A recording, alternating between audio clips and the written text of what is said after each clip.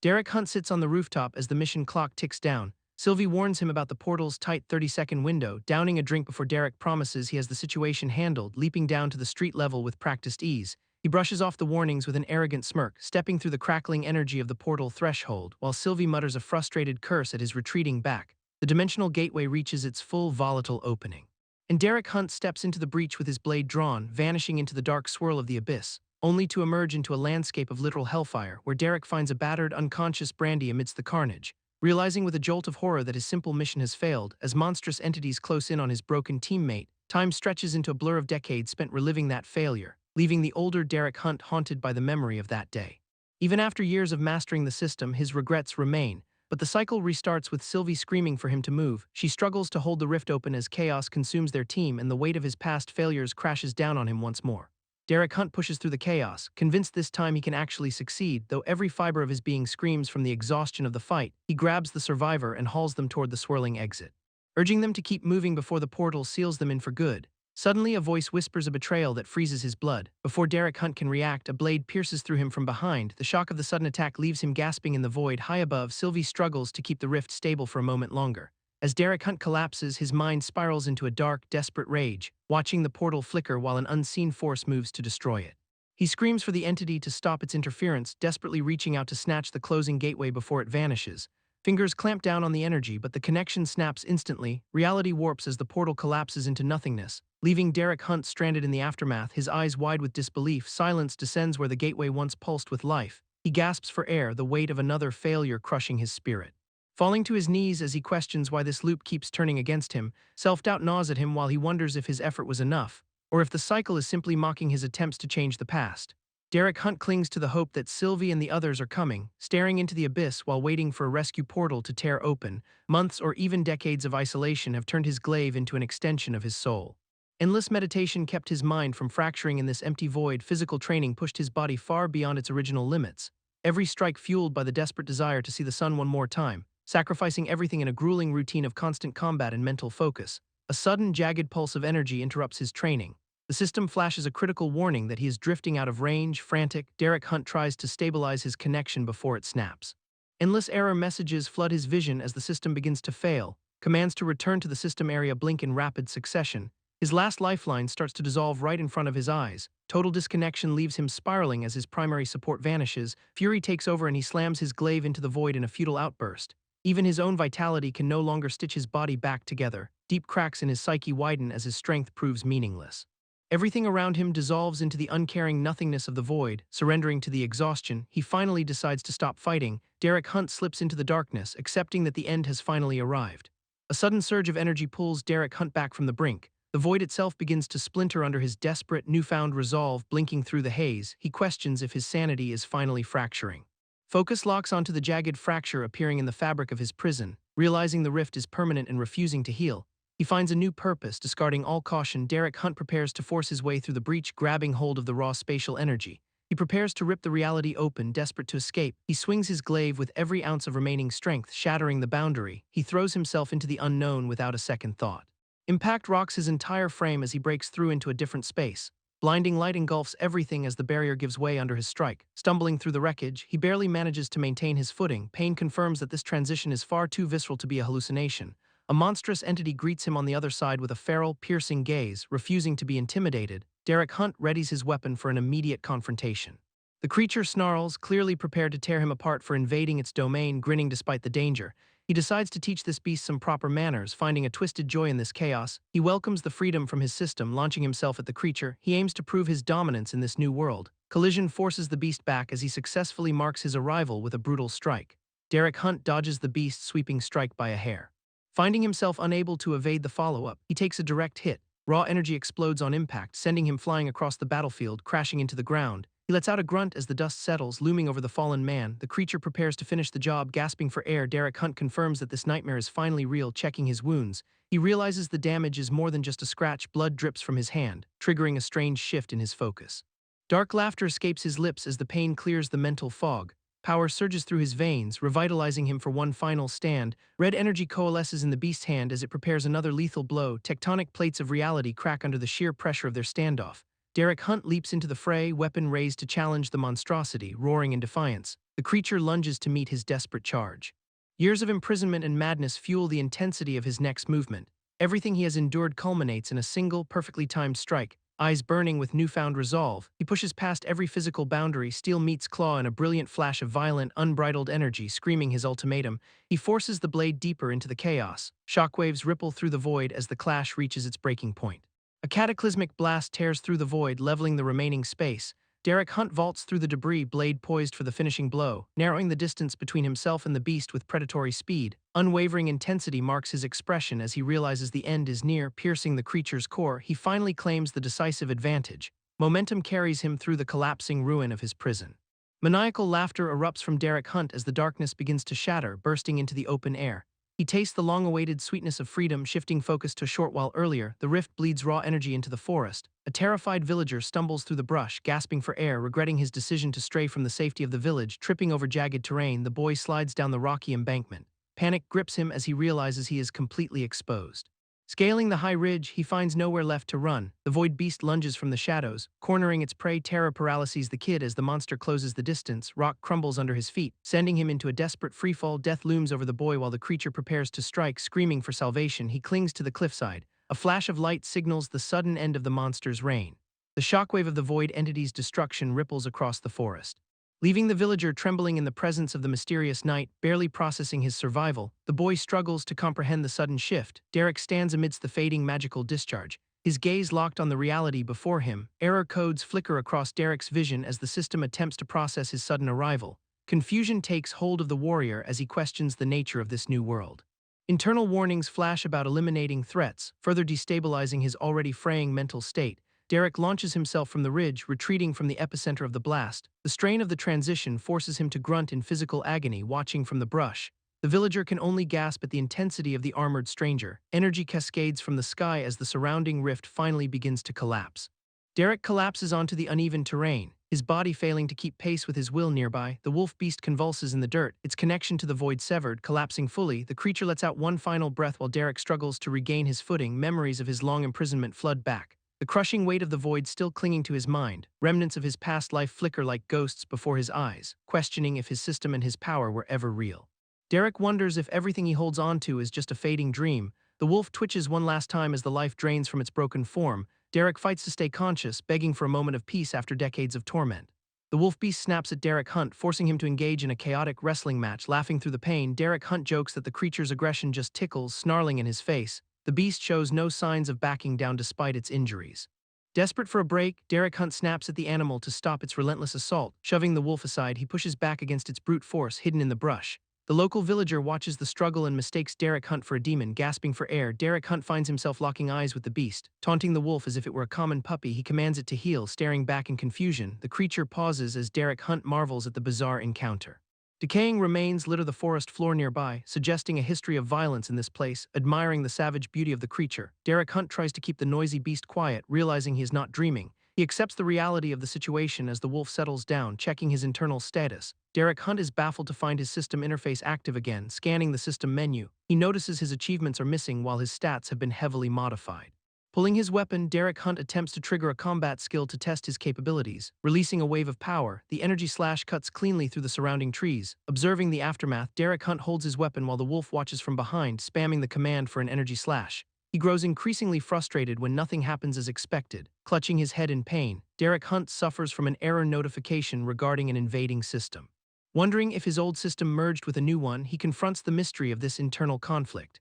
Sitting in the middle of the woods, Derek Hunt stares at the mangled wolf in his lap, crushing a stray twig under his boot. He tries to get his bearings in this strange forest, growling at something nearby. The wolf snaps its jaws as Derek Hunt spins around, cowering on the ground. A terrified boy begs for his life while shielding his head. Staring down at the kid, Derek Hunt asks what on earth he is rambling about, trembling as he looks at the wolf. The boy asks if Derek Hunt is some kind of man-eating demon. Laughing off the ridiculous accusation, Derek Hunt gestures toward his current pet, lunging forward with a sudden bark. The wolf sends the boy scrambling backward in a panic. Grabbing his beast by the collar, Derek Hunt reprimands the wolf for acting like a total maniac. Extending a hand to help the kid up, Derek Hunt introduces himself to the traveler, shivering as he introduces himself as Thomas. The boy asks why Derek Hunt is so curious about levels, explaining that system features should not even be active for someone under 13. Derek Hunt watches the kid closely, repeating the word like a mantra. The boy mentions that you have to kill a creature to progress, looking at the bloody mess of a wolf. Derek Hunt wonders if the kid understands the cost. Driving his hand into the creature's chest, Derek Hunt executes the beast in one brutal motion, standing over the carcass. Derek Hunt stares at the horrified Thomas, who cannot believe what just happened, warning the boy that his naive worldview would have gotten him killed by now. He wipes the blood away, pausing to check his status. Derek Hunt ignores the kid to focus on the system screen, watching the interface light up with experience points and a notification of his level increase. Breaking into a grin as he finally feels the familiar rush of power, Derek Hunt embraces the system upgrade. Seeing more notifications pop up, Derek Hunt realizes his old system has not actually vanished, confirming that the new interface is just suppressing the original. He accepts the reality of his dual system, realizing he now possesses two distinct skill sets. Derek Hunt grins at the potential, noticing Thomas staring at him. Derek Hunt finally hears the kid's stomach growling.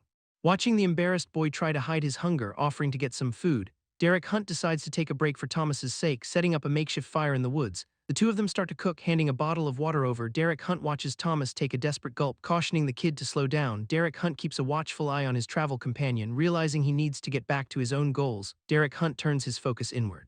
Deciding to try meditation to access his old skills, he pulls up the system interface, clicking the option to learn meditation. Derek Hunt spends a precious skill point. Feeling a sudden surge, he watches as the system detects a dormant skill match, gasping as a shock of energy hits him. Derek Hunt doubles over while Thomas watches in concern, shaking off the pain as the system confirms the successful merge. He reassures the kid. Seeing the meditation skill skyrocket to level 20, Derek Hunt observes the upgrade, wiping sweat from his face. He realizes his old abilities are still within reach. Watching the suppression status change, Derek Hunt understands the mechanic of unlocking his power. Relishing the idea of becoming stronger than ever, he prepares for what comes next. Asking Thomas if he is sure about moving forward, Derek Hunt keeps his gear ready for the road. Derek Hunt tells the boy to stop fussing with the mana clippers, demanding the kid keep talking while he carries him toward their destination. Despite the pressure, the boy keeps rambling about how the great system rules everything, claiming his grandfather believes it treats everyone as equals through classes and skills. But the kid quickly pivots to argue that the system is rigged for the nobility, where the ruling class chains everyone else down to keep their own power absolute. Exploiting every loophole to widen the gap while forcing others to fight caged monsters. Getting heated, the boy waves the clippers around until he accidentally nicks Derek Hunt, spiraling into a panic as he brings up his parents. Derek Hunt snaps at the kid to watch where he is cutting, and he finds the boy cowering in terror, convinced he is about to be executed. So Derek Hunt mocks the kid's fear while using a mirror to check their surroundings. Telling the boy to wake up as they travel through the wilderness, shaking the kid back to reality, they arrive at a crossroads with a weathered wooden signpost, where Derek Hunt asks which path leads to the boy's home, and the kid rubs his eyes, confirming he is from Raina's village. But Derek Hunt's expression shifts instantly as he senses something wrong, suddenly bolting forward and abandoning the boy. He sprints toward the source of fresh blood staining the path ahead. The unnamed boy rushes into the room, calling out for his grandfather, but he finds the man slumped on the floor in a pool of blood, dying from the wounds sustained in the attack. While the boy stares in disbelief at the gruesome sight, Derek Hunt notes the reality of the situation, challenging the boy's previous description of his grandfather's strength, and the kid frantically tries to justify the man's power despite his obvious defeat. Questioning how someone nearly level 30 could have fallen so easily, while Derek Hunt dismisses the boy's confusion with cold, calculated logic, asserting that a high-level threat in the forest would have made short work of him, as Derek Hunt recalls the level 53 wolf he previously eliminated, leaving the boy reeling from the revelation that his grandfather was hopelessly outmatched. So the terrified kid insists they must rush back to warn Chief Raina. Yet Derek Hunt wonders if there is even a home left to return to, as deep in the woods, a mysterious glowing orb pulses with dark energy, humming with a strange power that draws attention, until a prowling wolf approaches the ominous light, snatching the orb out of the air, and its eyes flare with a manic, corrupted hunger, while the forest itself seems to react to the creature's sudden transformation, as the wolf lunges forward, now imbued with a terrifying new strength. A spectral, skull-faced monstrosity rises in the forest, radiating a corrupting aura that signals the end of peace back in the quiet village. Life continues under the deceptive calm of the morning sun, where Brandy struggles under the weight of a heavy pile of animal pelts. So his mother asks if he can truly handle the load alone, while the boy boasts about his newfound system-granted strength, making his mother beam with pride as she guides him toward their home. Chatting about the possibility of him learning to skin the next catch, which sparks a sudden, chilling memory of a task he failed, causing the light to fade from the mother's eyes as Brandy recoils at the mere mention of skinning an animal, realizing the trauma of that past failure still cuts deep, flashing back to 2 weeks ago when he first unlocked his system, eager to prove his worth by tackling a level 10 monster, but the target was nothing more than an innocent, fluffy fox. And the system mockingly rewarded him with a lesser giant slayer achievement, despite the brutal reality of the bloodied creature dying at his feet, leaving Brandy sobbing over the mistake of trying to be a hunter, while his mother tries to comfort him, unaware of the approaching catastrophe, until a desperate shout warns them that Travis has left and Mallory is under attack. Mallory reaches Travis just in time to hear the grim news. confirming her worst fears as he urges them to flee immediately, pushing them towards safety before the situation spirals further out of control, forcing a final, desperate goodbye as the village erupts into flames behind them, and Mallory drags the terrified boy away into the gathering gloom, watching the distant horizon burn while the rest of the forest goes silent, promising the boy that his father and Chief Leon will survive the onslaught. Trying to mask her own mounting dread with a fragile, hopeful smile, just as a mysterious armored man gathers the refugees for a march toward Reyna's village, assuring everyone that they can reach safety before the sun finally sets. But the false sense of security shatters the instant a claw tears through the trees, obliterating the front guard before anyone can even draw a weapon, and the armored leader realizes too late that they have been hunted. Seeing a massive, mutated beast lunging straight for his throat from the shadows, while the creature tears through the escort team in a spray of gore, leaving the refugees defenseless as the nightmare descends upon their path, with Mallory clutching the boy, paralyzed by the sudden, brutal slaughter, as the beast reveals its exposed, pulsating brain and glowing, hollow eyes, and more monsters emerge from the brush to corner the survivors, forcing Mallory to make the impossible choice to abandon everything and run. Travis takes the full brunt of the beast's leap to buy the others time, but Mallory hesitates, torn between staying to fight and getting the boy to safety, as the monster pins Travis down, forcing him to hold the beast back with sheer physical strength, and two more predators close in on them while Mallory struggles to gain distance. Travis screams for her to keep moving, knowing his own life is the cost of their survival, while he taunts the monsters to focus solely on him, but a mysterious armored stranger suddenly intervenes, pulling Mallory away from the carnage, offering a hand that looks more like an unwanted distraction than a rescue, as the newcomer insults Travis's struggle, clearly unimpressed by the desperate defense, and Mallory begs the stranger to prioritize saving them over his own pride. Ignoring his dismissive attitude while she scrambles to keep the boy out of the line of fire, with Travis still locked in a life-or-death grapple against the primary attacker, the armored stranger finally agrees to step in, drawing a sleek sidearm, firing a precise, glowing projectile that cuts through the air, and the shot obliterates the monster mid-pounce, clearing the immediate threat to Travis, leaving Mallory to process the sudden display of overwhelming firepower.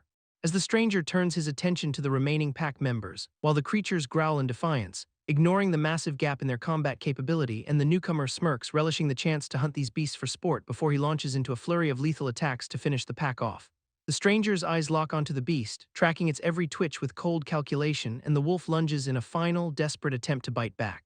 But a concentrated beam of energy vaporizes the attacker before it can even close the distance, leaving the armored warrior to analyze the carnage with a smirk, as he closes the gap and systematically tears through the remaining pack, tearing limbs from the monsters in a blur of focused, aggressive movement, while he drives a blade of pure energy straight through the last beast's skull, ending the skirmish with lethal efficiency. Then he stands amidst the pile of corpses, disappointed by how easily they folded, mocking their pathetic lack of strength as he wipes his blade clean. Back at the clearing, Mallory holds the boy tight, still reeling from the sudden shift in the battle, telling her son that while his father was strong, this stranger is on an entirely different level, wondering aloud how anyone could possess such overwhelming power. And she confronts the warrior, demanding to know his true identity after the display, but he dismisses her inquiry, claiming he is just a guy escorting the kid back home, as he turns to Tommy, calling him a useless guide for leading them into a trap, while insisting he will still see the group to safety despite the detour. And he casually mentions that the village they were heading to is likely already ash, forcing the survivors to process the grim reality of the forest's destruction. Before he denies any connection to the Grace Falls, leaving his motives as murky as ever, Tommy tries to pull the warrior back toward the carnage, hoping to find survivors, but the man cuts him off instantly with a cold, sharp glare, clarifying that he works alone and refuses to share the burden of combat, reminding the kid that their contract is strictly business and nothing more. The warrior then asks Tommy if he realizes why he has managed to survive this long, attributing his own longevity to a complete lack of reliance on anyone else, claiming he has no desire to play the hero in a world that kills the righteous, recounting how his own past mistakes always stem from trying to help where he did not belong, his voice hardening as he reflects on those bitter, hard-earned lessons. Yet Tommy refuses to back down, shouting that his strength gives him a responsibility to help others, a naive sentiment that only earns him a mocking scoff from the veteran, who proceeds to physically shove the boy aside to prove how easily he can be overpowered, prompting Tommy to snap back that the man is just being an absolute asshole, which the warrior immediately accepts as the plain, unvarnished truth, declaring that in this broken world, only the assholes stay breathing long enough to see tomorrow. And he continues to drive his point home with aggressive, forceful gestures, telling Tommy that he needs to stop looking for heroes and start becoming a proper bastard himself, because survival here depends entirely on being willing to do whatever it takes, acknowledging that while it is a brutal philosophy to live by, it is the only one that works before he abruptly grabs Tommy and lifts him off the ground to end the debate. Tommy demands to know what the warrior is doing, only to be told they are heading back to the village for whatever remains of Brandy, leaving the kid stunned by the cold, calculated shift in priorities, and he stands there struggling to process the implications while debris continues to rain down, until a massive mangled beast suddenly emerges from the fire to block their path, forcing the warrior to draw his weapon with practiced lethal precision. As the creature lunges forward with a guttural final snarl, and a single clean strike slices through the monster before it even closes the distance, marking the end of the threat with a spray of blood against the smoldering backdrop, where the two continue walking through the wreckage of the town, stepping over the corpses of the fallen as Tommy finally realizes the grim nature of their task, while the warrior explains that this is exactly what happens when you lack the necessary strength, clarifying that they were never here for a rescue, but for a cold, clinical recovery, prompting Tommy to stop in his tracks as he senses yet another hostile presence nearby, but the warrior orders him to hold his position while scanning the smoke-filled ruins, his eyes narrowing as he detects a faint sound beneath the shifting rubble, where Chief Leon suddenly claws his way out from under the collapsed timber, causing Tommy to sprint toward the injured man without a second thought, despite the warrior's urgent warning that the area is still far too dangerous. And they reach the site just as Chief Leon drags his broken body into the open. The warrior dismisses Chief Leon's chances with cold detachment, while the dying man struggles through a final blood-choked cough, and he shuts down Tommy's plea for a healer by pointing out the village's total isolation, so Tommy decides to risk his last resurrection potion despite the potential danger to himself, but the warrior stops him cold, refusing to let Tommy's misplaced heroics compromise their mission.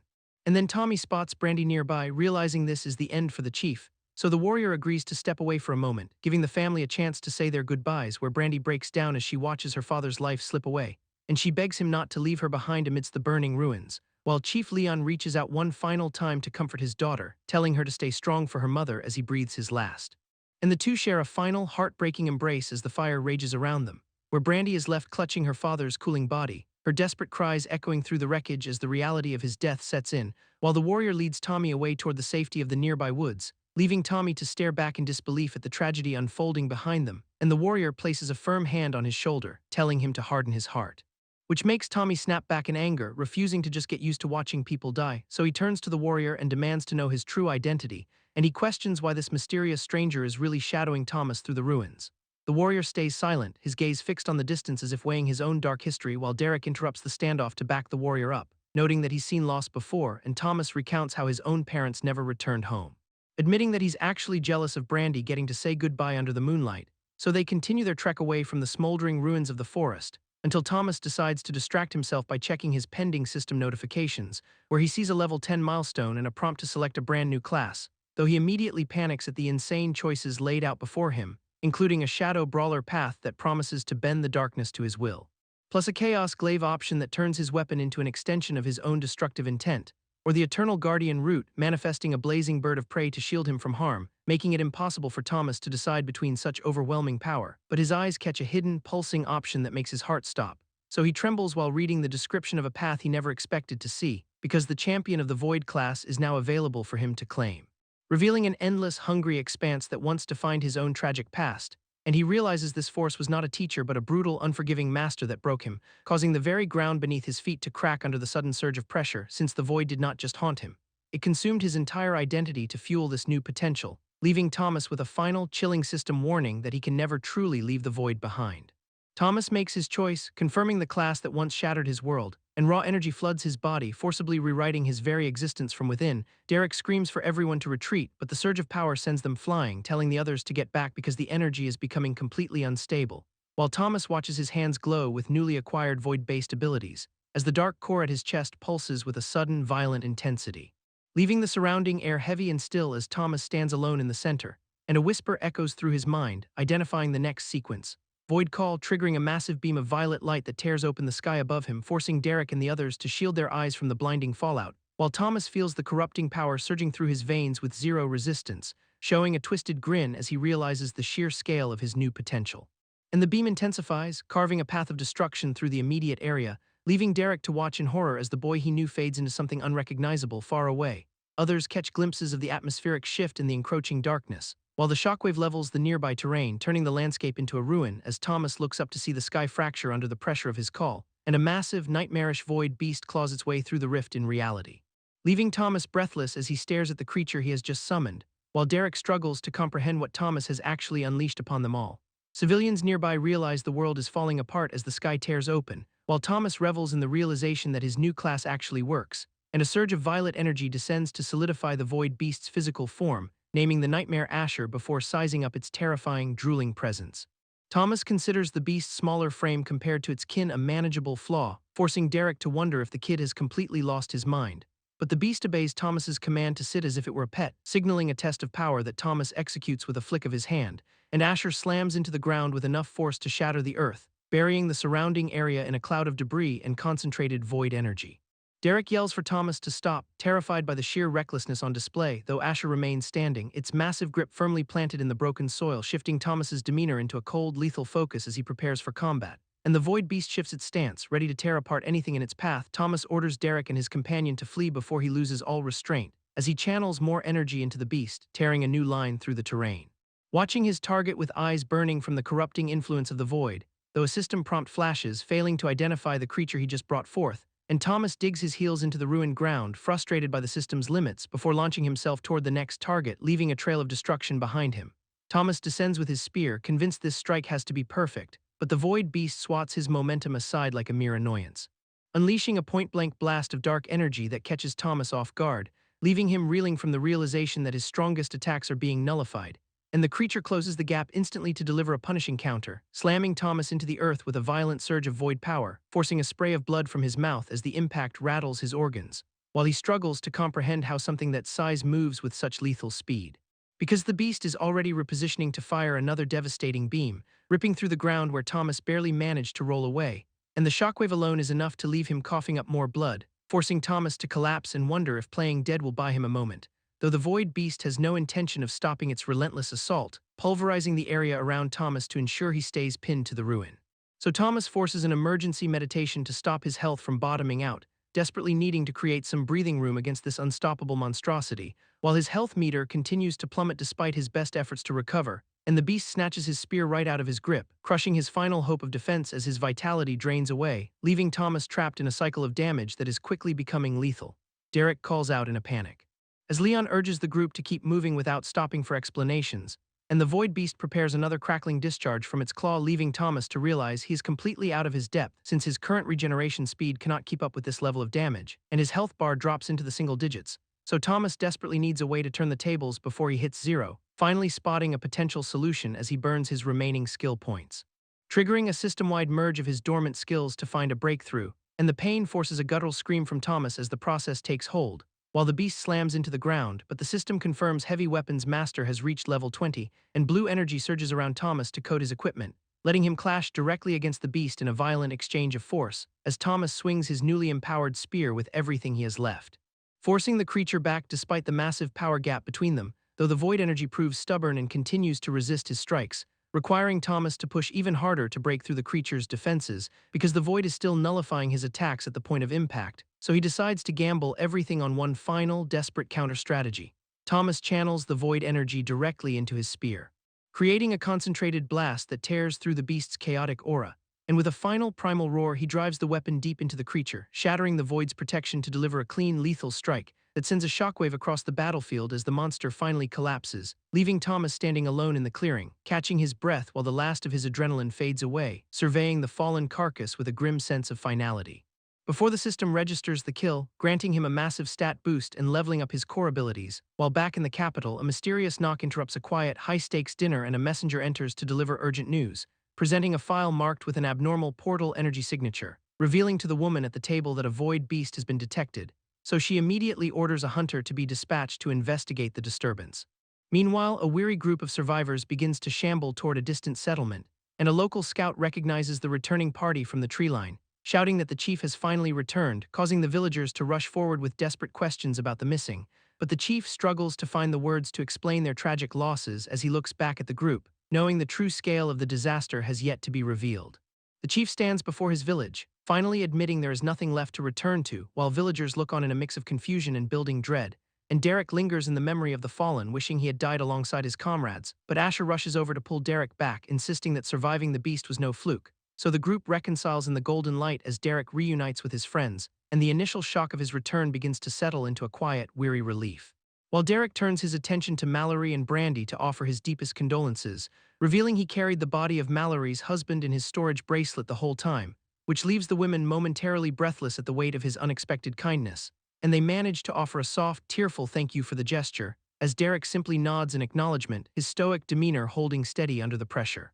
Night eventually falls over the camp, leaving the survivors huddling around a flickering fire, and the group is warned to stay close as the darkness outside the walls grows increasingly volatile, while Derek sits watch, his eyes scanning the perimeter for any sign of movement, because the threat of the void beast looms heavy in everyone's thoughts, prompting someone to finally ask how Derek managed to walk away from that fight. So he downplays the encounter, claiming the beast just lost interest and jumped away, though the others struggle to believe that such a monster would simply vanish. Meanwhile, the void energy continues to crackle and pulsate in the distance, and Thomas keeps his guard up, knowing all too well that void beasts rarely act alone. Derek brushes off the questions about his survival, claiming he just got lucky with an ancient skill. But his weary companions are not quite buying the idea that legends like that are overrated. And the next morning, the group breaks camp to reach Reyna's before the sun dips below the horizon, with everyone moving out across the open plains as the day begins in earnest, when a sudden tug on Derek's sleeve stops him mid-stride, and a young girl asks if she can have some of the animals he's been keeping in his bracelet, mentioning she heard him talking with Thomas about them during the night. So Derek pulls out a small creature from his inventory, promising to hand over the larger ones later once they are settled, and the girl clutches the animal tightly, clearly moved by the gesture, remembering how Derek once helped her with her own leatherworking projects for the village, because she wants to craft armor to protect the people she cares about, despite the emotional weight of her past failures. Derek watches her, realizing that even if he cannot fix everything himself, his support makes a difference, so he offers her the rest of his collection to help her cause, while nearby a frustrated guard taps his fingers against a wooden barrier, complaining to Thomas about his miserable day and the lack of a decent bath. Yet Thomas reminds him that the rules of the gate must be followed regardless of his comfort, just as a woman named Reyna arrives to confront them about the situation. And the guard refuses to abandon his post, determined to keep his position despite the mounting tension. The crowd pushes Derek to intervene, demanding he use his status as a chieftain to speak up, but he dismisses the title, questioning how he could claim any authority after failing his people, leaving Reyna to plead with the guard from the other side of the wooden gates, only to be shut down by the guard citing the strict Gracefall decree. So Derek steps forward, his eyes glowing with an ominous energy, and challenges the guard to see exactly who will enforce this arbitrary rule, prompting Reyna to reach out in panic, fearing he might actually execute the man, whereas the guard arrogantly invites the confrontation, eager to teach the peasants a lesson. Yet Reyna physically pulls Derek back, warning him that killing a noble will only invite more trouble. So the guard sneers at her caution, dismissing the entire interaction as a waste of time. And just as the standoff threatens to turn violent, the massive gates begin to creak open, revealing a new arrival stepping out into the commotion, where Wallace Gracefall and Reyna, the village chief, emerge to take control of the scene, and Wallace immediately questions why Reyna is present, demanding to know if their village has been destroyed. While Reyna offers a solemn apology, confirming the news before inviting them inside the walls, but Wallace snaps at her to control her subordinates, asserting that these people are now under his protection. So Reyna thanks him, though she insists they continue the conversation safely in her home, and she leans in to warn Wallace to tread carefully, noting that a dangerous beast is prowling nearby, while Mal, standing nearby, watches the exchange with a guarded expression. Until Wallace turns his aggression toward Mal, reminding the woman to know her place while he conducts official business. Mal shuts down Wallace Gracefall's posturing, telling him to finish his business while she stays in Torith, and Wallace snaps, threatening to squash everyone in the village like bugs and questioning the shame he's bringing upon his father, which forces a sudden, panicked reaction from Wallace as he realizes he's crossed a line. So Mal decides her contract with Thomas is effectively over, choosing to wander the woods instead of lingering. But a passerby interrupts, inviting her to enter the village as a friend of Leon and Mallory, leaving Mal momentarily confused before she agrees to head inside. And as she walks, the villagers sense something unusual radiating from her, where one woman whispers about the presence of pure aura surrounding Mal. Meanwhile, inside the village hall, Delilah and Richard wait tensely, and Richard tries to keep Delilah calm despite the long delay. Because Delilah snaps back, refusing to relax while her grandson Thomas remains missing, just as the heavy wooden door finally creaks open, revealing Reyna standing there with the news they have been desperate to hear. So Delilah breaks down, gasping in anticipation of what Reyna is about to say, and suddenly Thomas comes sprinting toward them, shouting for his grandparents, leaving the elderly couple frozen in disbelief as their grandson finally reaches them. While Delilah wipes away tears, completely overwhelmed by the sight of him safe, as Richard and Delilah pull Thomas into an emotional embrace, and Reyna stands by with the others, asking Delilah if this reunion was worth the wait, which leaves the family basking in the moment as Thomas and his grandfather share a relieved smile. Derek calls the group to order, forcing Thomas to stop his playful squirming. And the tension in the room shifts as they gather around the table to discuss serious matters, with Derek confirming that Mallory's system data proves the refugees from Leon's village are finally safe. So the village chief expresses her deep gratitude for his actions, while Richard playfully ruffles Thomas's hair, showing the kid is clearly happy to be back, but Derek brushes off the praise, insisting they drop the formalities since he's just Derek. And the chief maintains that safeguarding her people remains her primary duty. However, she cuts straight to the point, letting everyone know that she has absolutely no payment to offer for his services, since the village is already stretched to its absolute breaking point. While elsewhere, a disgruntled noble demands another drink. Clearly annoyed by the interruption, back at the table, Derek laughs off the talk of payment. Because he reminds them that Thomas already paid his debt by helping out, so Derek turns the conversation toward the real issue, the forest, and the chief leans in, asking if he actually knows what's going on out there as Derek proposes a theory that draws their full attention, suggesting they are dealing with a classic dungeon break. Because dungeons are the true lifeblood of the system, acting as high-stakes hubs of power and danger for anyone brave enough to enter. And these zones exist to test adventurers, forcing them to face challenges tailored to their specific levels. When these dungeons are neglected, they fester and break, creating pure chaos as monsters breach into the world and their corrupting influence spreads across the land like a plague. Although the locals push back, arguing that a new dungeon would have been detected earlier, yet the village elder admits that if one spawned deep in the forest, it could easily go unnoticed. Which would finally explain all the strange occurrences they have been facing. So the group turns to Richard for his thoughts on this grim possibility, as Derek points to a spot on the map, questioning where he originated from, but he deflects the inquiry, shifting the focus back to how they intend to solve this crisis. Because Derek cares little for the outsider's competence and only wants to secure the area, causing the woman to call out to him as he prepares to leave the table. Knowing full well they have no payment to offer for his intervention, she pleads for his assistance regardless of the lack of reward. Yet Derek shuts the conversation down instantly and walks toward the door, leaving Thomas behind to process the sudden rejection, though Derek commands Thomas to follow him out, explaining that he needs to track down the girl and secure some animal pelts for her, and the door swings shut on the remaining party members left in the room. While the elder admits that Derek's blunt assessment of the situation was likely correct, leaving them to scramble for a solution before the threat grows beyond their control, Leon turns his attention to the villager, demanding to know what she really thinks of Derek since he has spent the most time tracking the mercenaries' movements, leaving him to weigh the risks of speaking openly about such a dangerous man. He admits the mercenary is unpredictable and wields power over the void itself. And his companion leans in, clearly unsettled by the implications of that forbidden magic, while the gravity of the situation begins to weigh heavily on them both. At the same time, the unnamed male protagonist and Tommy navigate the village streets, searching for the girl because their time is running dangerously short. Suddenly, a confrontation erupts nearby as a noble tries to snatch a pelt, shouting at the girl to let go because he refuses to let a peasant handle his prize. Yet she refuses to release the item, forcing him to yank it away with force, and the noble sneers, threatening her with a beating from his crony Wallace, throwing her to the ground while he parades the stolen goods in front of her. However, he is not paying attention to his surroundings and slams right into the protagonist, stumbling back in confusion as the impact rattles his composure. Then the protagonist snaps, his eyes glowing with lethal intent as he demands the pelt back, driving his sword into the ground to punctuate his absolute refusal to back down, while the surrounding nobles demand justice for this perceived insult against their station, screaming that heads will roll for this insolence before the village square. But the protagonist stands his ground, declaring that he will not fight within these village walls. The noble scoffs at the trouble the protagonist is causing, realizing now that Leon was right to be wary of this wild card.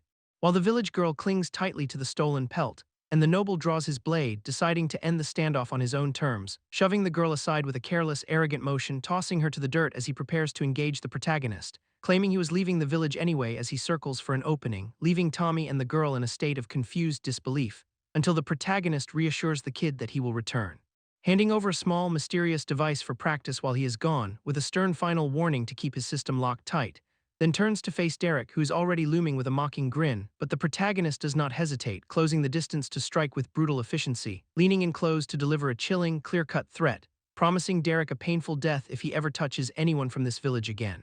While the noble entourage watches, paralyzed by the sheer weight of his aura, feeling an overwhelming sense of dread radiating from his very presence, as an intense, dark energy surges around him, signaling a shift in power, so Derek, now trembling, orders his men to follow him as he retreats, and the protagonist walks off into the forest, unfazed by the threat of higher-level enemies. Deep in the woods, our guy is scouting for low-level mobs. Unaware that a hunter is already tracking him from the shadows, drawing a bow with lethal intent to end him before he even notices, while the protagonist checks his status screen, grumbling about the slow grind, showing he's clearly outclassed by the level 26 Derek stalking him nearby, so he decides to finally dump those leftover stat points, catching a flicker of movement just before his menu pops up, forcing the hidden archer to realize his target is smarter than he looks. As the protagonist rapidly allocates his points across wisdom, endurance, and strength, triggering a massive achievement notification that grants him 2 brand new skills, leaving the hidden archer reeling in total disbelief that his shot actually missed. But the hunter dismisses the fluke and lets another arrow fly, watching the projectile soar through the air with pinpoint precision, only for the protagonist to deflect it midair with a casual swipe. Turning around to glare at the trees while mid-selection of his skill tree, and the hidden archer freezes, realizing his prey has just turned into a predator, refusing to give the guy any more time to prepare for the fight, leaping from the branches to close the distance with terrifying speed, which leaves the archer panicking as he realizes he has completely lost his mark. So the protagonist counterattacks, slamming his fist into the hunter's chest. The hunter gets sent flying back by the impact, while the protagonist mocks his pathetic combat skills, grabbing onto a thick tree branch to steady his footing and forcing himself to scramble back into a defensive position, unleashing a desperate flurry of arrows labeled Deadeye's Barrage, which the protagonist ignores completely while criticizing the move's corny name, obliterating the tree where he stood just a second ago, panting heavily as he hopes the barrage finally did the trick. But the dust clears to reveal he only destroyed the wood, since the protagonist is just sitting there completely unharmed, mentioning he already picked up magic resistance before the fight started, then calmly walking toward the terrified hunter to end this, leaving the rest of the scouting party to find Jeffrey broken and beaten, where they demand to know if the target is finally dead, but Jeffrey admits he could not even scratch the guy. And the party leader stares at the failure in complete disbelief, ordering everyone to pack up and retreat to the city of Torith, despite the confusion of his underlings who are not ready to run because the leader refuses to engage without serious reinforcements, as the protagonist watches them flee while he continues his trek. The protagonist starts testing his skills by spamming the identify ability on the environment and watching his proficiency stat climb higher with every single scan. Until a tiny, unassuming creature pops into his field of vision, revealing a level 54 horned rabbit hiding in the brush. So he crouches down to greet the little guy like a lost tourist, completely unfazed by the sharp, glowing horn poking out of its head, joking that even if this thing were a high-level monster, he'd be fine, but the rabbit immediately proves him wrong by launching a vicious headbutt, forcing the guy to scramble backward to avoid a lethal impalement. Because this fluffy ball of death is clearly not here for pets, as he dodges another lightning-fast strike while questioning his life choices, right before the creature slams into a tree with enough force to crack it, so he starts backpedaling while shouting about why this rabbit has such a grudge, watching the beast prepare for yet another high-speed charge, while the rabbit flares its energy in a display of pure, unadulterated rage. And the protagonist realizes diplomacy is officially off the table today, flexing his hand to prepare for the inevitable clash of combat, seeing the monster erupt into a blinding streak of kinetic energy as he dances around the rapid-fire assaults to find an opening, finally grabbing the rabbit midair to show it who the real apex predator is. Grabbing the rabbit by the scruff to finally secure the win, mocking the creature for its pint-sized daredevil attitude while it keeps squirming.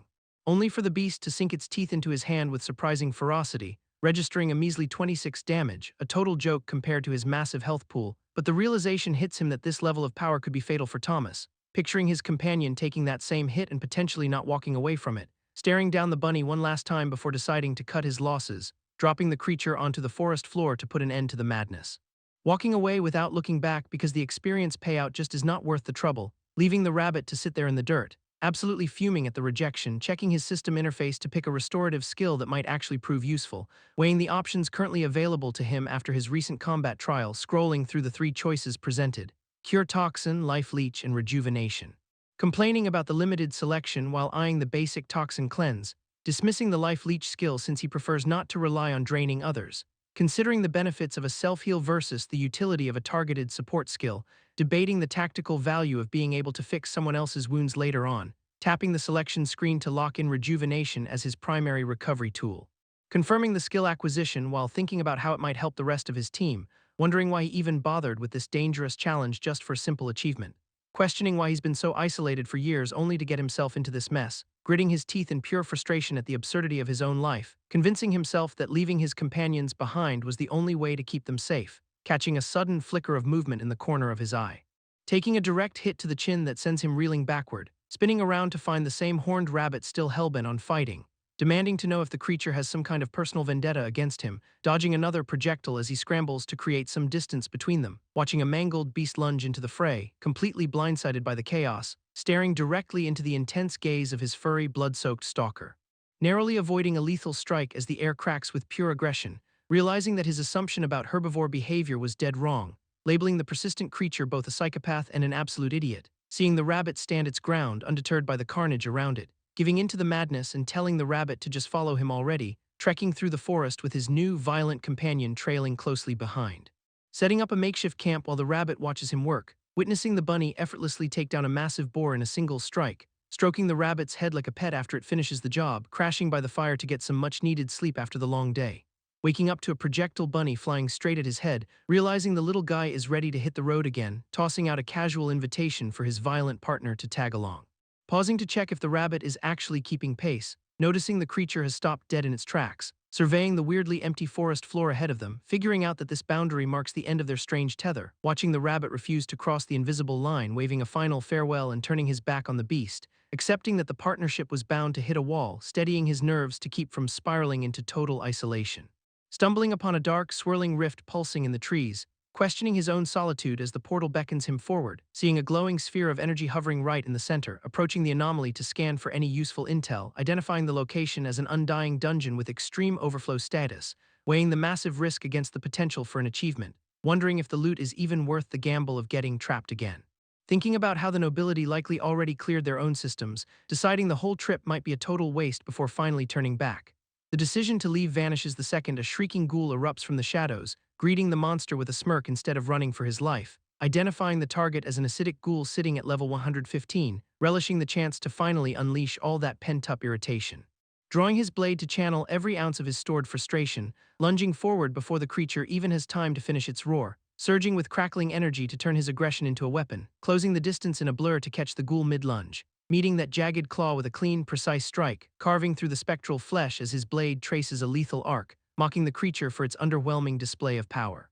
Expecting a much tougher challenge from a level 100 foe, watching the ghoul retaliate with a desperate, crushing blow, feeling the impact connect as the monster forces a close-quarters brawl, stumbling back from the hit but refusing to lose his footing, parrying another swipe while resetting his stance for the next exchange, sliding along the ground to regain his offensive momentum, acknowledging the ghoul might actually have some fight left in it. Coating his spear in mana to guarantee the next strike lands deep, launching back into the fray for another round of high-stakes combat. Driving the spear tip into the ghoul's side, tearing through the monster's defenses with a relentless sweeping cut, taking a hit to the shoulder but barely flinching at the contact, channeling a surge of raw mana directly into his weapon's core, blasting the creature backward with a concentrated wave of kinetic energy. Hearing the ghoul shriek in agony as it skids across the floor, pinning the beast down with a precise, crushing strike from above, taunting the dying monster for its pathetic display of level 115 power, feeling the caustic acid burn through his gear with a sharp hiss, questioning if this weakling truly represents the standard for high-level threats, crushing the spear handle under a sudden, intense burst of aura, laughing off the danger while his own strength begins to flare. Watching the ghoul's final, desperate attempt to reclaim its lost momentum, unleashing a pillar of pure light that obliterates the remaining darkness, feeling the ground shake as the energy consumes the area, standing firm while the system registers the final blow, watching the experience bar spike and the level-up notification finally trigger, surveying the smoking crater left behind in the silent aftermath, cursing the ruin of his favorite armor by the monster's acidic blood. Promising to hunt down a repair shop once he clears this mess. Tracing the glowing residual energy across his skin, ripping the ruined shirt off his torso with a frustrated sigh, lamenting the lack of high-quality gear from his old life on Earth, inspecting the remaining scraps of fabric with zero enthusiasm, shifting the timeline to 2 weeks after Derek abandoned the village, focusing on Thomas as he meticulously trims a client's hair, snipping the final loose ends with practiced precision. Tossing the blades aside once the job is finally done, handing the mirror to the customer for a final inspection, watching the satisfied local walk away while advertising his services, listening to Brandy complain about the chaotic state of everyone's hair, shutting down Thomas before he even suggests a professional trim, backing off quickly to avoid the lethal glare from Brandy, checking in on Brandy as she carefully organizes her worn-out supplies. Hearing her admit that the gear Derek left behind is practically finished, staring at the frayed threads and dull blades cluttering the table, agreeing that they are desperate for Derek to return and unlock the system, bringing up the ridiculous task her grandfather assigned for a simple frog, recounting how the level 7 creature forced a rejection from her mentor, holding on to the hope that Derek will have a better plan once he arrives. Leon's village sits in absolute ruins. Tracking the lingering traces of a violent struggle through the wreckage, the hooded stranger reaches out to read the residual magical signature, identifying the presence of a void beast that recently passed through, realizing a second unknown energy source was present during the massacre, sensing that the trail of this mysterious power heads straight for the neighboring village, dashing off with intense speed toward the new target. Meanwhile, the protagonist trudges through the woods, cursing the ghoul that melted his armor, checking his status while lamenting the dungeon he still needs to clear, stopping dead in his tracks after noticing something unexpected in the brush, encountering a small, horned rabbit that insists he stay put, watching the creature land and settle in, wondering if he should be worried about its sudden, strange approach, barely dodging a sudden magical blast fired by the rabbit. Grabbing the creature by the scruff to put a stop to its aggression, warning the beast that it had better start acting like a tamed pet, scaring the little thing as it realizes its target is not easily intimidated, deciding to keep it close since the village is off-limits for its kind, lecturing the rabbit about not sabotaging his reputation with the locals, sighing at the realization that he is now stuck babysitting this chaotic animal.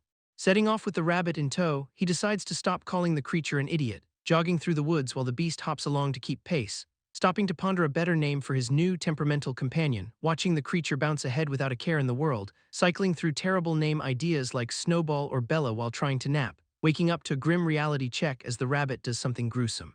Staring in horror at the level 59 undead forest bear the bunny just slaughtered, realizing his new pet is a total psycho despite the cute exterior, discarding more ridiculous names like Dingbat and Beelzebunny in frustration, finally landing on a name that actually sticks for the tiny monster, christening the blood-stained creature Sylvie, calling Sylvie over for a walk through the forest, skipping ahead a full week as they continue their journey together. Pausing at the village edge to have a serious talk with Sylvie, explaining that the town is strictly off-limits for a killer like her, promising the rabbit he will return in a few days to check on her. Watching Sylvie bid farewell to a small creature she caught, wiping off his gear and saying his goodbyes, getting absolutely blindsided by a sudden violent tackle from the bunny, scrambling away as Sylvie sends a tree crashing down behind him. Regretting that emotional farewell and wishing he'd just brought a chipmunk instead, waving to the distant village guard as he finally nears the gate, shouting back his name Derek to identify himself before getting too close, deciding the gate is way too much effort and ops to just vault over, launching himself into the air with a massive, gravity-defying leap, landing with a slightly clumsy stumble right at the edge of the wall, getting caught by a guard before he can lose his footing. Thanking the guard for the assist and commenting on his fresh haircut, jumping back down to the ground to officially reunite with everyone, calling out to Thomas to announce his return to the village, watching Thomas skid to a halt in his excitement to greet Derek, getting tackled by both Thomas and Brandy in a chaotic, messy welcome, showing off his progress as Brandy excitedly reports her new level 5 leatherworking skill. Admitting to Derek that she burned through her entire supply of hides practicing, begging Derek to provide her with a knife now that she's improved, nodding along with their chatter while trying to stay composed, laughing as the two kids shove each other in a petty squabble, crouching down to get on their level and finally put an end to the noise, promising Brandy a set of knives and offering to help her reach level 10 leatherworking. Sealing the agreement with a finger pinch as they officially strike a deal. Derek pivots back to Thomas to confirm he's been studying the lesson from before, digging into his bag to pull out a mysterious, squeaky prize for the kid, telling Thomas and Brandy to meet him at the front gate tomorrow to finally unlock their system, getting a high-energy confirmation from both as he keeps them on their toes, deciding to test them with one final question before handing over any more rewards. Turning away from the kids to find the local tavern, pushing open the heavy wooden doors and soaking in the familiar, boozy atmosphere, walking straight up to the bar to order a drink, closing the distance to the counter and accidentally bumping into a hooded patron, steadying the stranger with a quick apology for the lack of space, handing over a glass while trying to keep things friendly, feeling a sudden, violent surge of void energy radiating from the hooded man. Watching the world shift as a system display identifies the stranger's true nature, staring down the mysterious traveler who is clearly tracking his every move, demanding to know why this guy is following him through the village, locking eyes with the stranger as he questions if he is actually a void beast, denying the accusation while challenging the stranger to explain his strange aura, realizing he's cornered and trying to deflect the intense scrutiny. Dodging the traveler's questions about his origin and his character level, getting called out for lying right before the hooded man lunges with a sharp jab. Derek clamps down on the traveler's wrist before that strike lands, daring the hooded hunter to explain his true intentions, triggering a system scan that erupts in a blinding display of golden code, trying to force an identity reveal on this mysterious intruder, seeing the system reject the request with a flat failure notification. Brushing off the tension to demand his drink while the hunter backs down, turning his attention to Bart the bartender as they trade pleasantries, eavesdropping as the hunter marks Derek as the target to report back to Stella, ordering a pint while Bart pours a drink, oblivious to the drama, watching the hunter exit the tavern, knowing he dodged a massive bullet, slamming a mug of ale down on the counter to settle his tab, bartering a level 52 badger pelt since he lacks the local currency. Accepting Bart's offer of a free room for the night, catching Bart's gaze as he leans in with an unexpected request, hearing that Brandy wants him to stay with them at their place, getting an invitation to share a home-cooked stew with the staff, walking back through the village streets alongside the tavern worker, deflecting questions about the mysterious hunter he just dealt with, learning that the hunter actually operates under the kingdom's royal authority. Taking a long pull of ale while processing the danger of his new enemy, clarifying that the crown is not a government body but a massive organization, operating a high-end restaurant where they wield influence behind the scenes, making membership a status symbol only the wealthiest nobles ever achieve, serving void beast meat as their most exclusive and prized delicacy, presenting the monstrous ingredient that Derek eyes with genuine curiosity. Questioning if the rumors about the beast's stat-boosting properties are actually true, learning that simply gifting one can practically guarantee an invite to their table, doubting the difficulty of hunting void beasts given his own combat experience, hearing the warning that these creatures usually wipe out entire villages, watching a sudden explosive breach that proves the danger is real, seeing the concern in the staff's eyes as they discuss the threat. Realizing the gravity of the situation as the weight of the secret settles, keeping the conversation low while they navigate the quiet village streets, reaching the house where the staff gathers for their nightly meal, hearing the warm sounds of laughter and chatter coming from inside, digging into a hearty, home-cooked meal provided by his hosts, enjoying the food so much that he cannot help but compliment the chef, watching Mallory brush off the praise while explaining her cooking skill level. Laughing as the table banter turns playful and slightly heated between the staff, looking toward tomorrow when Derek finally accesses the system to level up. Derek confirms the plan with the elders, getting the green light to take his much-needed break, prompting an instant, over-the-top celebration from the younger boy, though Derek quickly adds one more condition to the deal, demanding a proper warm bath to wash off the stress, which sends the kid bolting off to prep the water. Leaving the rest of the table laughing at his relentless energy, while Derek settles back to enjoy the rare moment of peace, until a gentle touch on his arm grabs his attention, revealing Brandy holding out a small handmade token of gratitude, explaining how she crafted the gift as a thank you for his help, opening up about her grief and how manual labor helped her process the loss of her father, touching Derek deeply as he accepts the thoughtful present. Amid the chaotic, cheerful noise of the household preparing for the evening, causing Derek to reflect on his newfound sense of belonging, realizing he finally feels like he has escaped the shadow of the void, suddenly shifting gears as the kid sprints outside to find the perfect spot, tossing Derek through the air toward a secluded clearing, landing them both in a flash of kinetic energy, where Derek immediately grabs the panicked boy to settle the score. Derek challenges the kid to unlock the system, tossing him a blade with a warning to be careful, pulling a mysterious object from a bag to test his resolve, ordering the boy to kill it without a moment of hesitation, watching the kid steel himself for the task. As a surge of energy confirms Thomas Stewart has unlocked the great system, prompting Derek to ask how he handles the new power, while Thomas stammers about hitting a level 50 achievement from that single strike.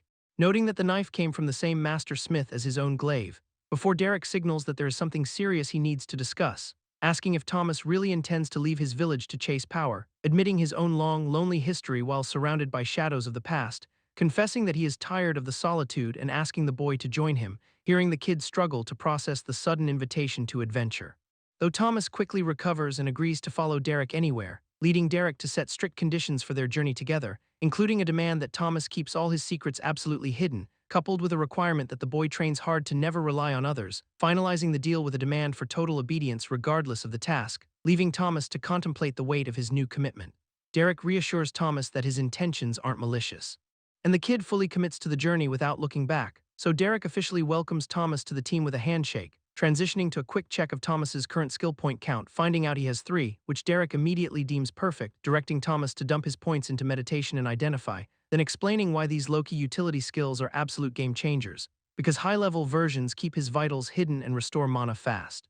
Shifting gears to ask what kind of future class Thomas wants, who admits he just wants speed and to strike before being seen, triggering Derek to tell him to dump his last point into light weapons, and ordering Thomas to shove his remaining stat points into vitality and endurance, followed by a warning that he will need that durability to keep up, which Thomas realizes means he is not getting a ride after all, because Derek takes off at a sprint, leaving Thomas to scramble. Eventually arriving at a tavern where they find other adventurers gathered, where Derek drops a heavy hint by tapping the wooden table, claiming that the local adventurers are going to die out there, and when questioned, Derek reveals he sent level 50s into that dungeon, only to find out the hard way that the place is actually level 100.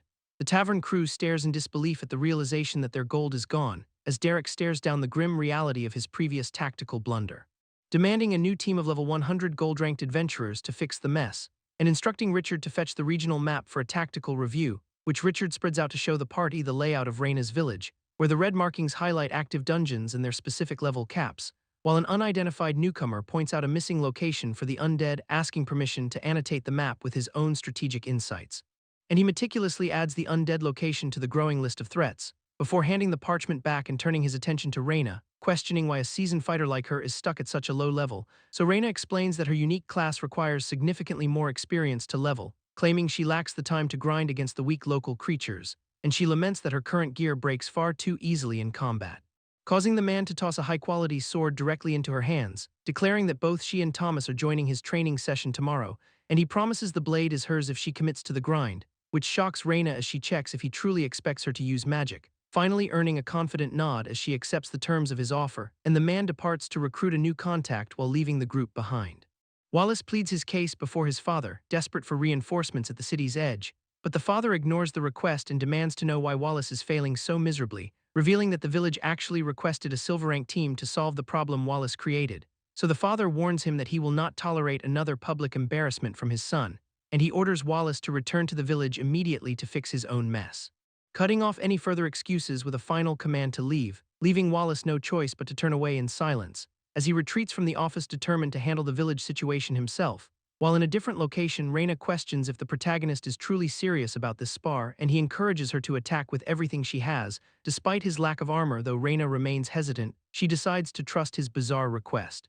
And he explains that his previous gear was destroyed in a past incident. So Reina lunges forward with a powerful mana-infused strike, holding back slightly to avoid causing any permanent damage to her opponent. Yet the protagonist easily dodges the incoming blade, moving with a precision that catches Reina completely off guard, as Thomas watches the display from the sidelines in utter disbelief, while the protagonist closes the distance and lands a clean, controlled strike of his own. Leaving Reina to realize she is facing a monster, not an ordinary man, and he critiques her performance, urging her to stop holding back in the next round. Reina refuses to hold back any longer and unleashes a massive mana-infused strike directly at the protagonist, but 10 minutes pass and she is already completely drained of mana. So the protagonist calls out to Tommy, who arrives ready for his turn, and Tommy eagerly checks in to see if he is finally up. While the protagonist commands him to choose a weapon and attempt to kill him, though Tommy hesitates at the extreme nature of the request, the protagonist sighs, pointing out his own durability against even the strongest windblades, and Tommy finally steels his nerves to go through with the attack, so he leaps toward the protagonist with a dagger in hand, screaming as he lunges with everything he has, but the protagonist effortlessly evades the strike. Watching the boy swing wide and miss his mark entirely before the protagonist stands firm, completely unfazed by the attempt, and he points out that Tommy is failing to even hit a stationary target. Though Tommy apologizes, the protagonist demands improvement rather than excuses, so Tommy redoubles his efforts and swings again, but the protagonist stops the training, deciding that daggers are not the right fit, and he orders Tommy to switch to a spear for the next set.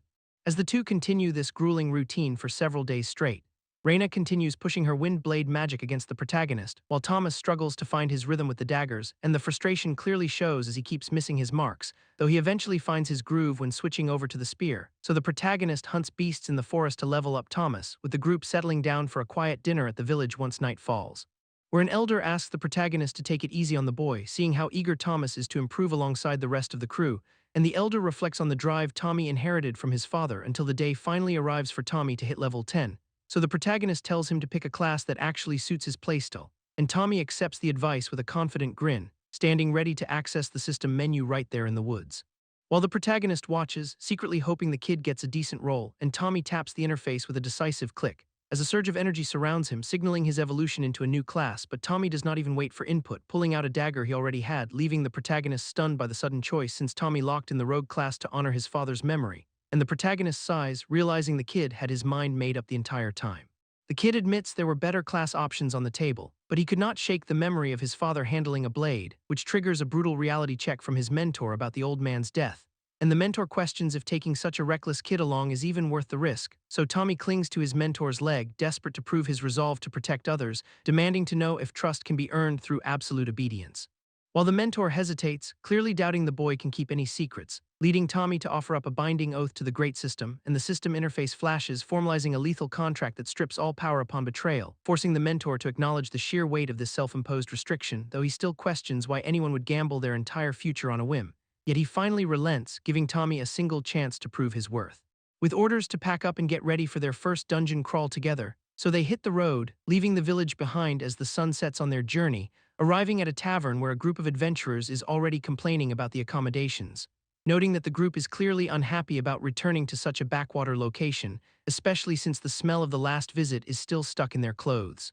And they loudly demand better hospitality than the disappointment they received previously, which makes the rest of the tavern go quiet as they bicker, until one of them finally snaps, telling the group to shut up before things get ugly.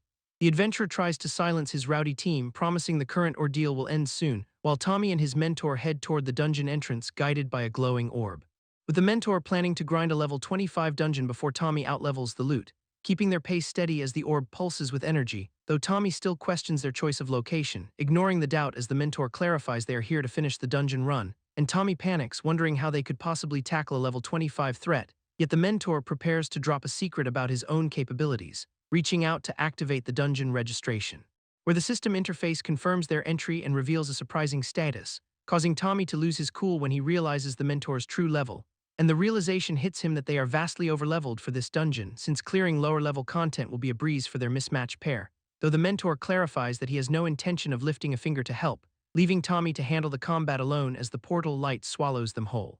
Dropping them deep into the humid, dripping confines of the cavern, where the mentor mocks Tommy's hesitation, despite Tommy's obvious fear of what lurks in the darkness, noting that the high-level daggers he provided should be more than enough gear, plus the protective armor Brandy crafted to keep him alive during this trial. Derek reminds Tommy that his stats should be enough to tank a few hits, while Tommy swallows his nerves and grips his weapon to keep moving forward. Ignoring the massive centipede crawling through the brush as they push deeper, until a giant insect ambushes Tommy and sends him sprawling into the dirt, causing him to scramble away as a skittering spider closes the distance. And then a venomous creature coils its body around him to crush his frame, forcing Tommy to scream for Derek as an ant-like monster clamps down on his arm, though Derek finally steps in with a single strike to slice the creature apart. Leaving Tommy gasping on the ground and questioning the mentor's twisted definition of fun, yet Derek remains unfazed, telling the kid that he survived the encounter just fine before grabbing the injured arm to inspect the damage Tommy sustained, where Derek channels a surge of energy to knit the fractured bone back together, and Tommy watches in disbelief as the pain vanishes from his limb. So the mentor claps him on the shoulder to demand he get back to the grind. Leaving Tommy to stare into the woods with a mix of dread and growing resolve, since Derek keeps pushing him despite the clear danger lurking in the shadows, where a beetle-like monster emerges from the trees to challenge the survivor, and Tommy forces himself to stand, telling himself he can handle this next fight, before lunging forward with his blade aimed directly at the armored beast, as the monster's glowing eyes lock onto him for a deadly confrontation. Tommy lands a clean strike on the beetle, but the monster barely flinches, leaving him frustrated that his best effort did not even leave a scratch, and the beast retaliates with a massive horn swipe that sends him sprawling, pinning the kid to the forest floor as he struggles to regain his footing, while the monster screeches, preparing to finish what it started, until Derek yells for a dodge, forcing Tommy to roll just as the horn slams into the dirt. And Derek cheers him on, turning this life-or-death brawl into a twisted coaching session. Then the beetle locks onto its target and charges at full speed, so Tommy braces for the impact, catching the beast's horn and holding his ground as his enchanted armor cracks under the pressure but keeps him from being impaled, giving him a moment of genuine relief that Brandy's gear is actually doing its job, and he slashes out, finding a gap in the beetle's thick shell, causing the monster to recoil as its defenses finally start to buckle, while Tommy pushes through the exhaustion to land a decisive blow, and the beast drops, leaving him slumped over and gasping for air, where he admits his performance was rough but still an improvement over his last failure, so Derek walks over to pick apart the encounter and demand a critique of his technique, and Tommy tries to explain his mistake with the swing, only to be cut off. Because Derek ignores the physical form and pivots to the real issue at hand, pointing out that the kid completely forgot to use his actual rogue class skills. Tommy struggles to process the lecture while Derek grills him on his missing stealth skills, with the reality of his own tactical blunder finally settling in, and he tries to offer a weak excuse for the oversight, only for Derek to stare him down in disbelief at the sheer incompetence. Because Tommy actually ignored professional advice to pick a class he cannot even play, so he bites the bullet and admits the truth to his mentor, leaving Derek to question how anyone could be this spectacularly dense, before they reach the village gates and are immediately intercepted by a guard, who demands they identify themselves before things get ugly. But the tension breaks instantly when a massive wave of energy slams into the defenses, tossing the guards aside like ragdolls in a flash of blue light, while the local peasants panic as their supposed saviors arrive in the dust, watching as a group of high-ranking adventurers marches into the settlement, and these newcomers claim they were sent by the city lord of Torith to intervene, though their leader smiles with a malice that says they are not here for the people, because he draws his blade with a lethal hum. And the magical barrier sizzles as he cuts through their protection without hesitation, showing the villagers exactly what kind of aid they have actually invited in, so Graceful moves to intercept the hostile force with her own drawn weapon, while the rogue leader grins, clearly thrilled that his plan is finally unfolding. A level 25 insect dungeon spawns a level 18 spider ant, and the creature immediately lunges at the party, while Tommy laments their days spent grinding in this hole. Though he insists his level 17 status is enough to take on the bug, and he drives his blade home to score a direct hit, celebrating his small victory a little too early because he fails to notice the pack closing in behind him, forcing Derek to shout a warning as the swarm charges, leaving Tommy stuck when his dagger refuses to budge and the screeching monster prepares to counterattack, until a sudden strike blasts the insect away, letting Tommy collapse to the ground in frustration, where he complains that better gear would have made all the difference, cursing his choice of class and his inability to handle daggers, so Derek steps in to hand him a new piece of equipment, and Derek casts a healing spell while reminding him that he is improving, declaring that the kid is finally ready for the real challenge, as they stand before the glowing entrance to the boss chamber, where Derek lays out the stealth plan to target the head. And they head inside to face the final threat of the dungeon.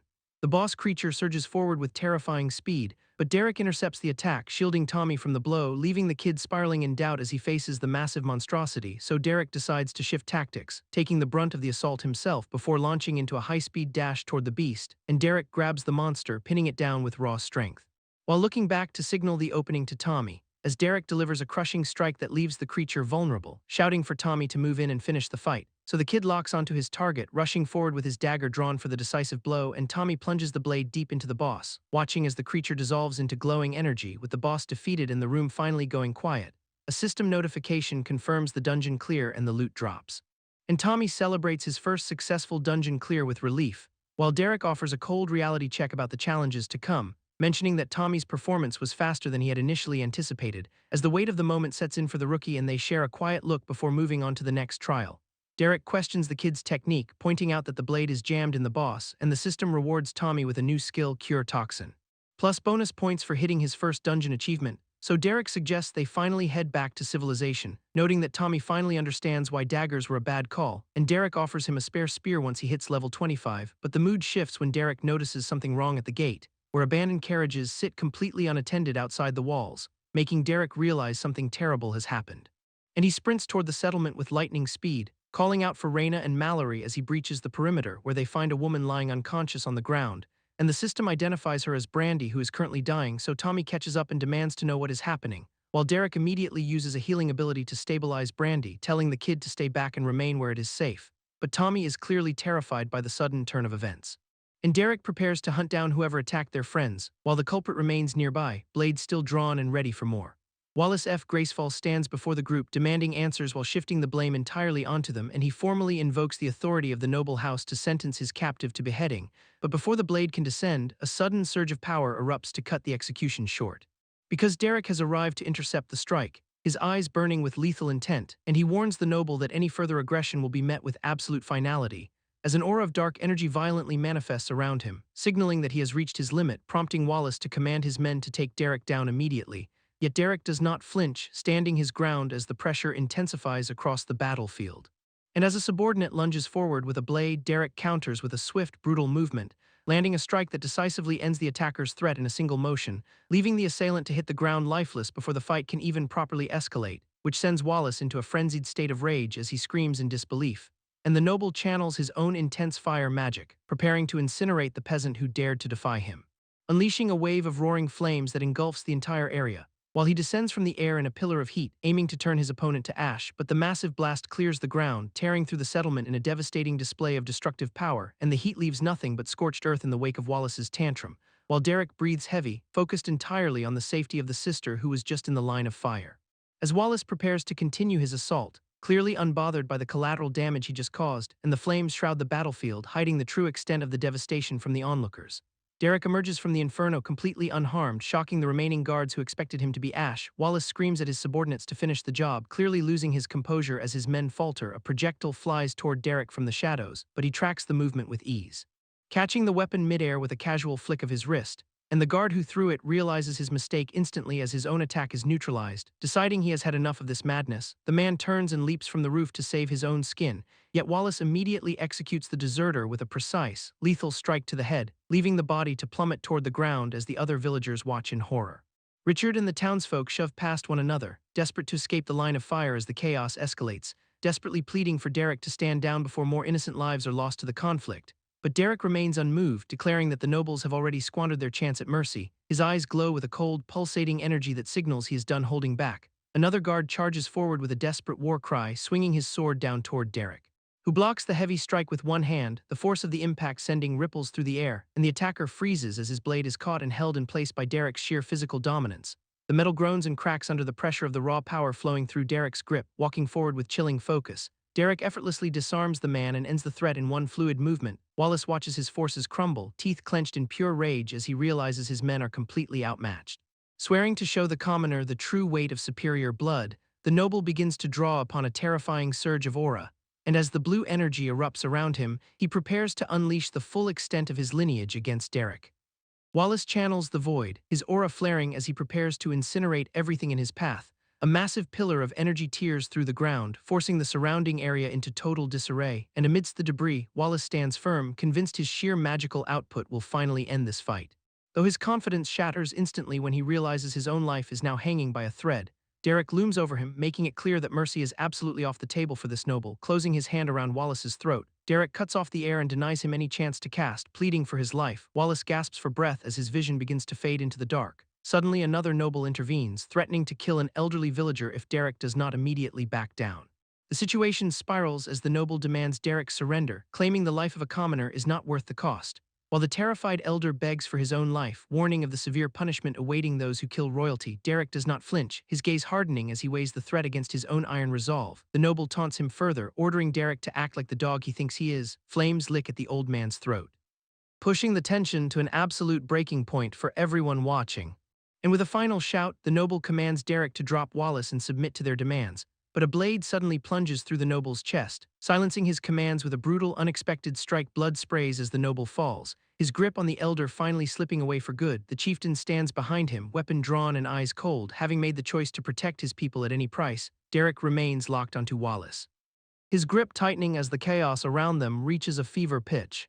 Questioning Wallace one last time, Derek demands a guarantee that the village will not face retaliation for this night, and a desperate, choking Wallace can only grunt his agreement, his spirit finally broken by the sheer terror of his situation. Derek accepts Wallace's submission, but clearly decides that mercy is not on the menu tonight. With one swift motion, he snaps the man's neck before anyone can even process what's happening. Thomas watches in absolute horror, realizing that the bridge between them and the nobility has been burned to ash. Believing their fate is sealed, he collapses as the reality of Derek's brutality sinks in. Derek just shrugs off the kill with a sarcastic remark about his hand slipping. While the noble woman lies lifeless on the ground, a casualty of the escalating violence, her body is scooped up by an ally, leaving the village courtyard in a state of total disarray. The grim reality of the situation settles over the survivors as she is carried away. Derek turns his back on the whispers of the crowd, completely unbothered by the trail of bodies he's left behind. Thomas struggles to his feet, still shaking from the realization that they are now marked for death. The villagers look on with a mix of fear and confusion at the man who just declared war on the kingdom, walking toward the gates. Derek exits the scene like he's just finished a chore. He calls out to the remaining men, urging them to get back to work instead of staring at the aftermath. The village starts to stir again, though the weight of the night's events hangs heavy in the air. Making his way to the village chief's residence, Derek finds the quiet space he needs to handle his business, where he carefully lays the injured woman down on the bed. His demeanor shifting into something more calculated, checking her condition, he begins to assess exactly what he has gained from this bloody encounter. Blue system windows flicker into existence, displaying the spoils of his ruthless tactical choices. Derek watches the experience points roll in, only to realize he's leveled up in a way that disrupts his original grinding schedule. Cursing his own efficiency, he groans at the prospect of having to deal with the consequences of his sudden power spike. Derek stares down at the wounded survivor, dismissing her gratitude for the village's safety as a total accident. She barely manages to speak through her exhaustion, clearly shaken by the sheer brutality of the night. Lounging in the room, Derek deflects the praise by claiming the nobles just spontaneously dropped dead. His dismissive attitude barely hides the cold calculation behind his words as he brushes off her survival, grabbing her arm to emphasize his point. He leans in to explain that their survival is now a massive liability. Any word of the massacre leaking out would spell doom for everyone currently living in these walls. He cuts her off before she can argue, insisting that keeping the village silent is the only path forward, plotting his next move. Derek casually suggests that threatening the survivors will ensure their absolute cooperation. The room remains tense as Leon enters to report that the bodies are already being handled per instructions. Gathering the remaining villagers in the doorway, Leon confirms that the carriage drivers have been sworn to silence. Derek nods in approval, already planning to store the incriminating corpses away in his personal storage bracelet. Turning his attention to Leon, he acknowledges the man's efficiency while ignoring the underlying moral weight of their actions. Leon dares to question Derek's judgment, arguing that sparing the nobles could have prevented this entire bloody ordeal. His voice trembles while he laments the path they have chosen, clearly struggling with the consequences of Derek's lethal efficiency. Brushing off the guilt, Derek stands firm and declares that he has a plan to stabilize their situation. He scans the room, locking eyes with the gathered crowd as he admits he cannot pull this off by himself. The weight of his demand hits the group, forcing them to realize their fate is now tied directly to his deception, calling for the cooperation of the entire village. Derek prepares to turn every resident into an accomplice to his crime. He questions Leon on how long they actually have before the noble guilds start sniffing around for their missing people, learning they only have a few weeks of grace. Derek settles on a dangerous strategy of hoping for the best. Derek commands the village residents to gather for a mandatory meeting, insisting the official narrative will be that the nobles simply took Richard's map and departed, framing their entire disappearance as a quick, uneventful visit to avoid any further scrutiny. Richard accepts the heavy price of lying to keep the village safe, but Derek demands a binding oath from everyone remaining in the room, causing immediate friction when the group questions why they need to swear to the great system. Forcing Derek to explain, he requires the same confidentiality agreement he holds with Thomas, where he forbids anyone from sharing his secrets without his explicit permission. though one man refuses to take the oath despite Derek's intense pressure. Wondering aloud if his compliance will genuinely guarantee the safety of the village, Derek pledges to protect them to the best of his ability, clarifying that while he will not demand oaths from friends, he needs this commitment from them, prompting Mallory, Brandy, and Raina to step forward and agree to the terms, showing their loyalty to the cause by accepting the magical contract, while Leon and Richard decide to hang back and continue listening to the plan. As the Great System activates and binds the oaths of Raina, Brandy, and Mallory until death, Raina asks for the specifics of the strategy now that the pact is sealed. Derek grins as he begins to lay out the fabrication of the Noble Guild's journey, describing how they will stage a fake encounter where the nobles receive the map from Richard, and then venture into the level 100 dungeon, effectively vanishing from the world's sight. Derek explains that their combined efforts have effectively neutralized the dungeon threat, and now the mysterious disease plaguing the region will finally stop spreading. He continues his fabricated tale by claiming the noble team was completely wiped out, adding that the survivor Gracefall eventually succumbed to his wounds before reaching safety, painting the fallen noble as a heroic martyr who gave his life to save the village. Derek smirks at his audience, confirming this is the official version of events the world will hear, leaving the villagers to process this grim narrative in a heavy, uneasy silence, though the sudden shift in the plan catches them completely off guard, demanding they gather their belongings immediately for an unscheduled departure, while one villager voices concern about why they are heading to a lower-level dungeon instead of the one where Gracefall died. Derek counters by promising this trip will help them all grow significantly stronger, insisting that participation is entirely voluntary for those who wish to stay behind, yet he emphasizes the rare rewards and unique opportunities for character growth, hinting that his new system gives him insights into class potential that no one else possesses, specifically suggesting that one of their companions might be on the verge of a rare promotion.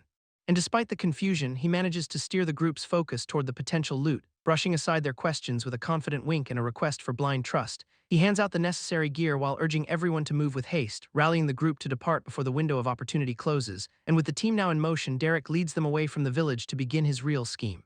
Pulling the group along, Derek demands they keep moving, racing through the landscape as the day begins to fade, until they finally reach the entrance to the level 50 beast dungeon, where Mallory and the others struggle to keep their footing on the unstable bridge, and Derek decides it is finally time to reveal the reason for their oath, as he pulses with a strange energy that seems to defy the system's constraints, flashing a participant screen that identifies Derek Hunt as only level 30.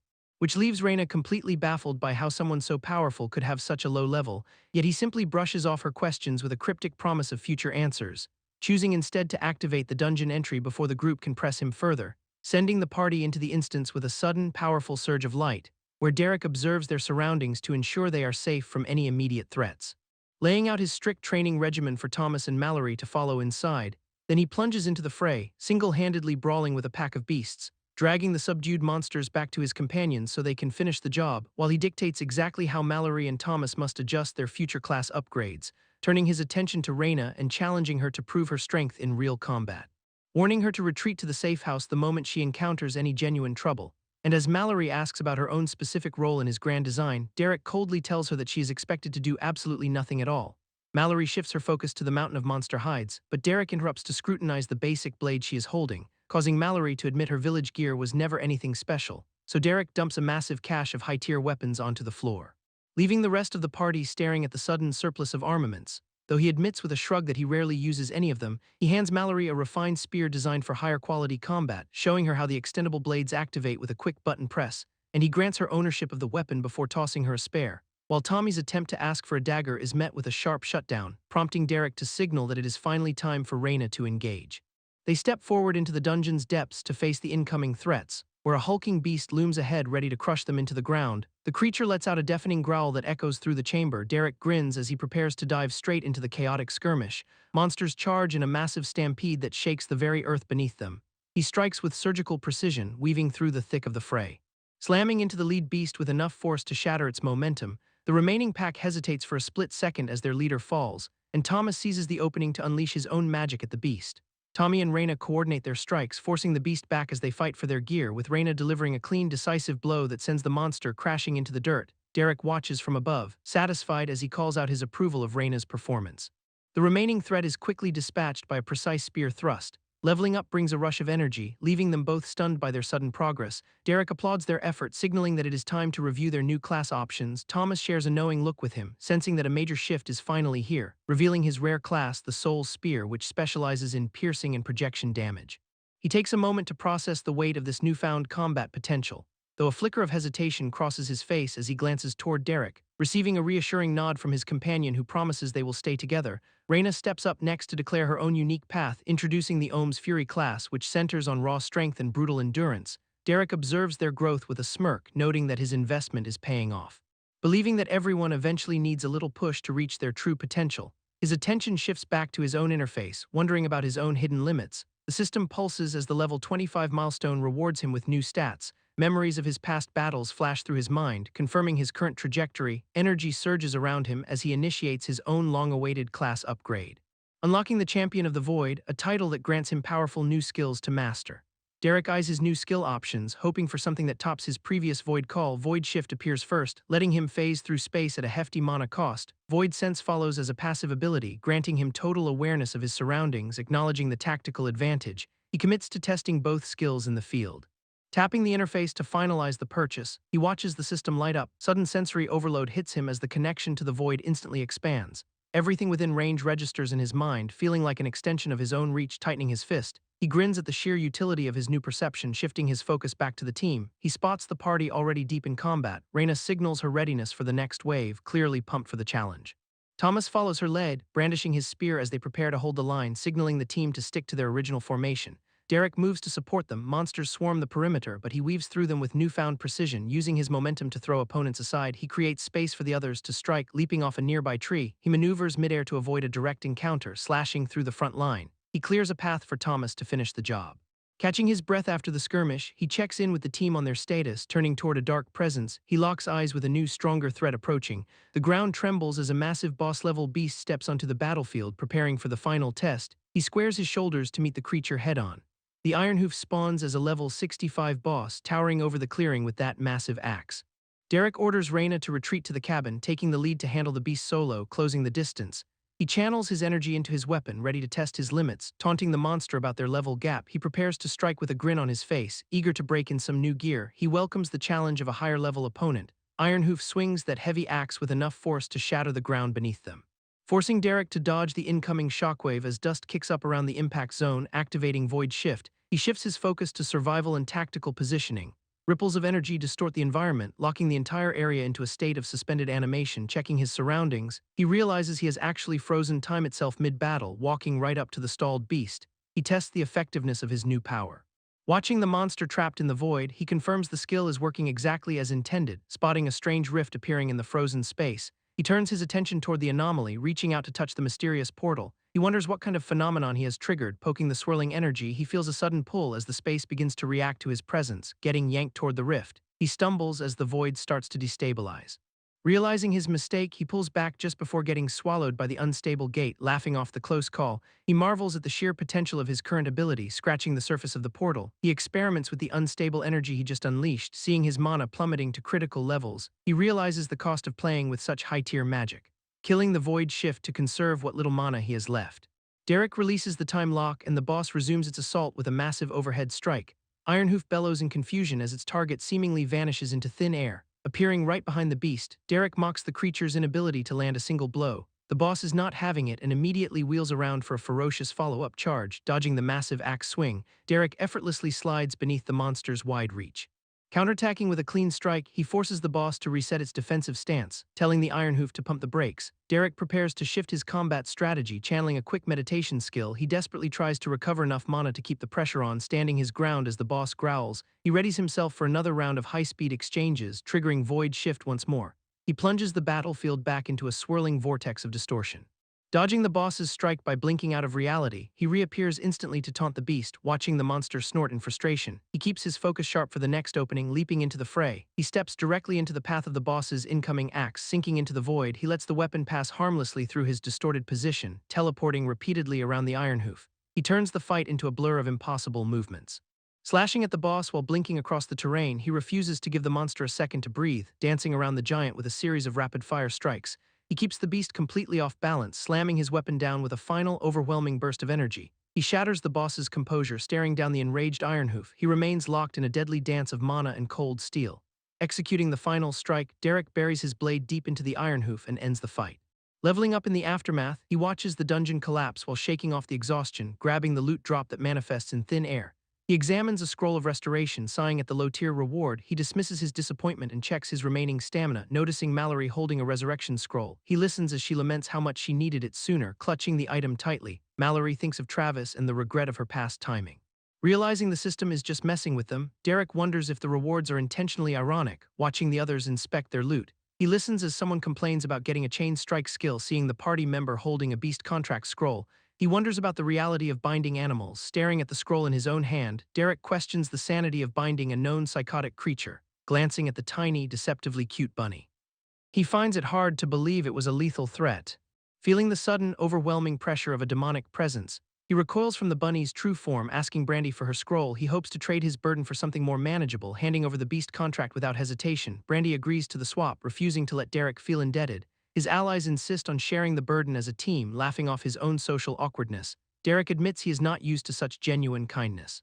Brushing off the sentiment, he urges everyone to focus on the next dungeon on their list, complaining about the long trek ahead. The group trudges toward the next entrance, watching the system interface announce the next location. He prepares for the rising heat. Stepping into the fire dungeon, he finds himself standing amidst a landscape of molten lava.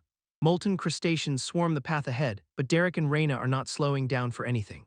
Signaling for Reyna to take point, Derek prepares to clear the way through the fire, channeling his energy. He triggers a void shift to bypass the immediate heat, slamming into the fray. His power spikes as the system registers another level up. Reyna follows his lead, slicing through the incoming fire beasts with surgical precision, carving through the swarm. She triggers a wind blade that pushes their level gain even higher. Finishing off the last of the crabs, they claim the experience before moving out, stabbing through the final stragglers. The party makes quick work of this burning hellscape. Crossing the bridge into the level 45 feathered dungeon, they find themselves swarmed by birds of prey. While Derek fends off the aerial assault, he manages to squeeze in some meditation to boost his rank, piercing through the feathered horde with a soul spear. The group revels in the non-stop combat. Plunging into the level 55 underwater dungeon, they are immediately surrounded by bioluminescent predators, caught in the depths.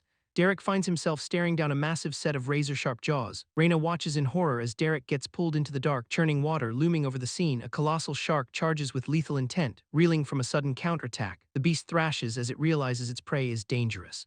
Channeling the void, Derek shatters the creature's defenses to secure another massive level up. Emerging from the water, the team enters the level 50 flower dungeon, searching the eerie, pink-hued landscape. They wonder why the area feels so disturbingly empty, snaring them from the shadows. A corrupted, tentacled bloom reveals why the forest is so quiet. 3 days have passed since the beast dungeon, and the group is still on the move. While Brandy insists on carrying her own gear, her endurance is clearly holding up, and Derek is already looking to capitalize on their recent gains, pulling up his status menu to address a massive backlog of points. He stares at 618 unspent points with a manic grin, deciding that boosting strength and dexterity to 500 is the only logical path. He imagines himself as an unstoppable powerhouse, leaving his companions confused by his sudden display. But the system confirms his choices, unlocking a new achievement for hitting those milestones. Feeling the surge of power, he revels in the immediate physical feedback. Now he turns his attention towards selecting new offensive skills to round out his build, debating between sweeping slash or rapid movement. He weighs their long-term utility, considering the synergy between whirlwind and multi-strike. He looks for the most efficient path.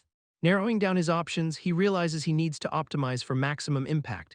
And since he already has sweeping slash in his arsenal, he spots a chance to merge them, locking in sweeping slash as his primary choice. He prepares to finalize the upgrade, tapping the screen. He confirms the selection and watches his remaining points tick down. Suddenly, the system notifies him of a dormant skill match ready for integration. And despite the intensity of the merge, he remains completely unfazed by the process. Just as the team pauses to check on him, the ambient energy begins to shift. He swings his spear with newfound precision, testing the limits of his upgraded form. Derek decides it is time to push his new skills to the absolute limit, clearing out his party so he can test the raw output solo, gripping his spear as the crackling energy begins to surge through his veins. He lets out a battle cry and unleashes the full weight of his power, executing a massive sweeping slash that tears through the immediate surroundings, leaving a trail of pure devastation in his wake. As the shockwave settles, onlookers watch in disbelief at the sheer scale of the damage he just caused, and the lingering energy dissipates slowly while he stands amidst the wreckage, satisfied with the results. He confirms they are ready to tackle the undying dungeon. Meanwhile, a nobleman dines alone while brooding over the silence from his heir, taking a slow, calculated bite of his meal as he contemplates the delay. He notes the lack of updates with growing suspicion and mounting irritation. A servant enters the room, reporting the last known location was a village nearby. Slamming his fork into the food, the nobleman demands answers for the missing contact, calling for Bronson to step forward and handle the sensitive matter. The armored subordinate bows, acknowledging the order with grim determination, and the Lord commands him to track down his son without any further excuses. Back at the dungeon entrance, the team arrives at the level 100 gate, sensing the hostile aura radiating from the portal. They brace for a brutal fight. Derek orders everyone to stay back as he prepares to dive into the danger alone. The team confirms their final check as the dungeon portal cycles through its activation countdown. Derek steps into the ancient stone structure, leaving his party behind at the entrance, warning them strictly that the gate must remain closed for their own safety. He walks out into a sprawling, fog-choked cemetery under a giant full moon, noting the grim aesthetic of the landscape with a dry observation. When suddenly a massive clawed hand erupts from the ground directly in front of him, Derek sighs at the sight of the undead, lamenting his past history with these specific mobs. Hordes of level 100 skeleton warriors begin to crawl from their graves, while level 98 vampire bats swarm down from the dark, jagged architecture. He complains about the grind ahead, knowing this dungeon is going to be a chore. A skeleton lunges with a rusted blade, forcing him to dodge the immediate strike. Derek weaves through the closing circle, closing the distance to land his own hit. Despite his movement, a stray blade grazes his arm and draws a line of blood. He counters by obliterating the nearest skeleton with a precise, heavy strike. Realizing these level 100 mobs are packing a punch, he decides to stop holding back, channeling a surge of raw energy into his hand. He prepares for a wider assault. A sweeping strike tears through the surrounding skeleton ranks in a single motion, crashing his force through a warrior's defenses. He shatters the bone to pieces, and with the final blow, the system pings that he has successfully leveled up. Derek spins his weapon to finish off the remaining stragglers, gathering a vortex of mana in his palm to clear the immediate air. Energy projectiles arc outward, striking the incoming bats mid-flight. One bat manages to dive, but he swats it away with a quick reflexive strike. Yet the system notification hits a snag, forcing him to realize the danger is escalating. Skeleton warriors burst through the ground, surrounding him with a sea of blades. And Derek triggers a freeze effect, locking the entire swarm in place for a heartbeat. The pause is short-lived as the skeletons snap back to motion. Closing the gap, realizing the sheer volume of enemies is becoming a genuine tactical nightmare, he watches in disbelief as the defeated skeletons start stitching themselves back together. Pieces of bone reattach in seconds, turning his previous kills into a fresh headache.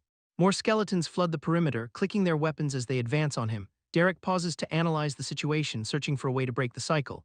He notices the remains of a fallen warrior failing to regenerate after his last strike. Channeling void energy through his weapon, he prepares a specialized offensive. Leaping high into the air, he descends with a concentrated burst of dark power, swinging with enough force to shatter the graveyard floor. He hits the center. A massive shockwave erupts, obliterating the regenerating skeletons into permanent dust. System messages ping rapidly as he racks up experience from the massive clear, and Derek stands over the silent ruins, finally confident that these mobs are staying down. Derek is already itching for the next fight, clearly feeling the high of his last power spike. Scanning the ruined graveyard, he spots more movement deep within the shadows. Cracks spiderweb across the stone as something heavy prepares to break through the surface.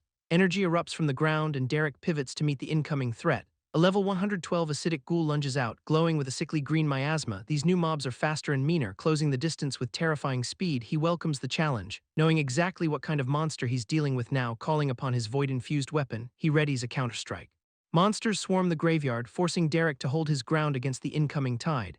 A pillar of raw energy tears through the air, launching the front line into the sky. Breathing hard from the exertion, he maintains his focus on the remaining targets. Activating a multi-strike ability, Derek carves through the pack with surgical precision. System notifications flood his vision as another series of level-ups hit back-to-back. Reaching level 50 triggers a prompt for a class evolution. Taking him by surprise, shadows shift and solidify behind him as the ghouls attempt to regroup.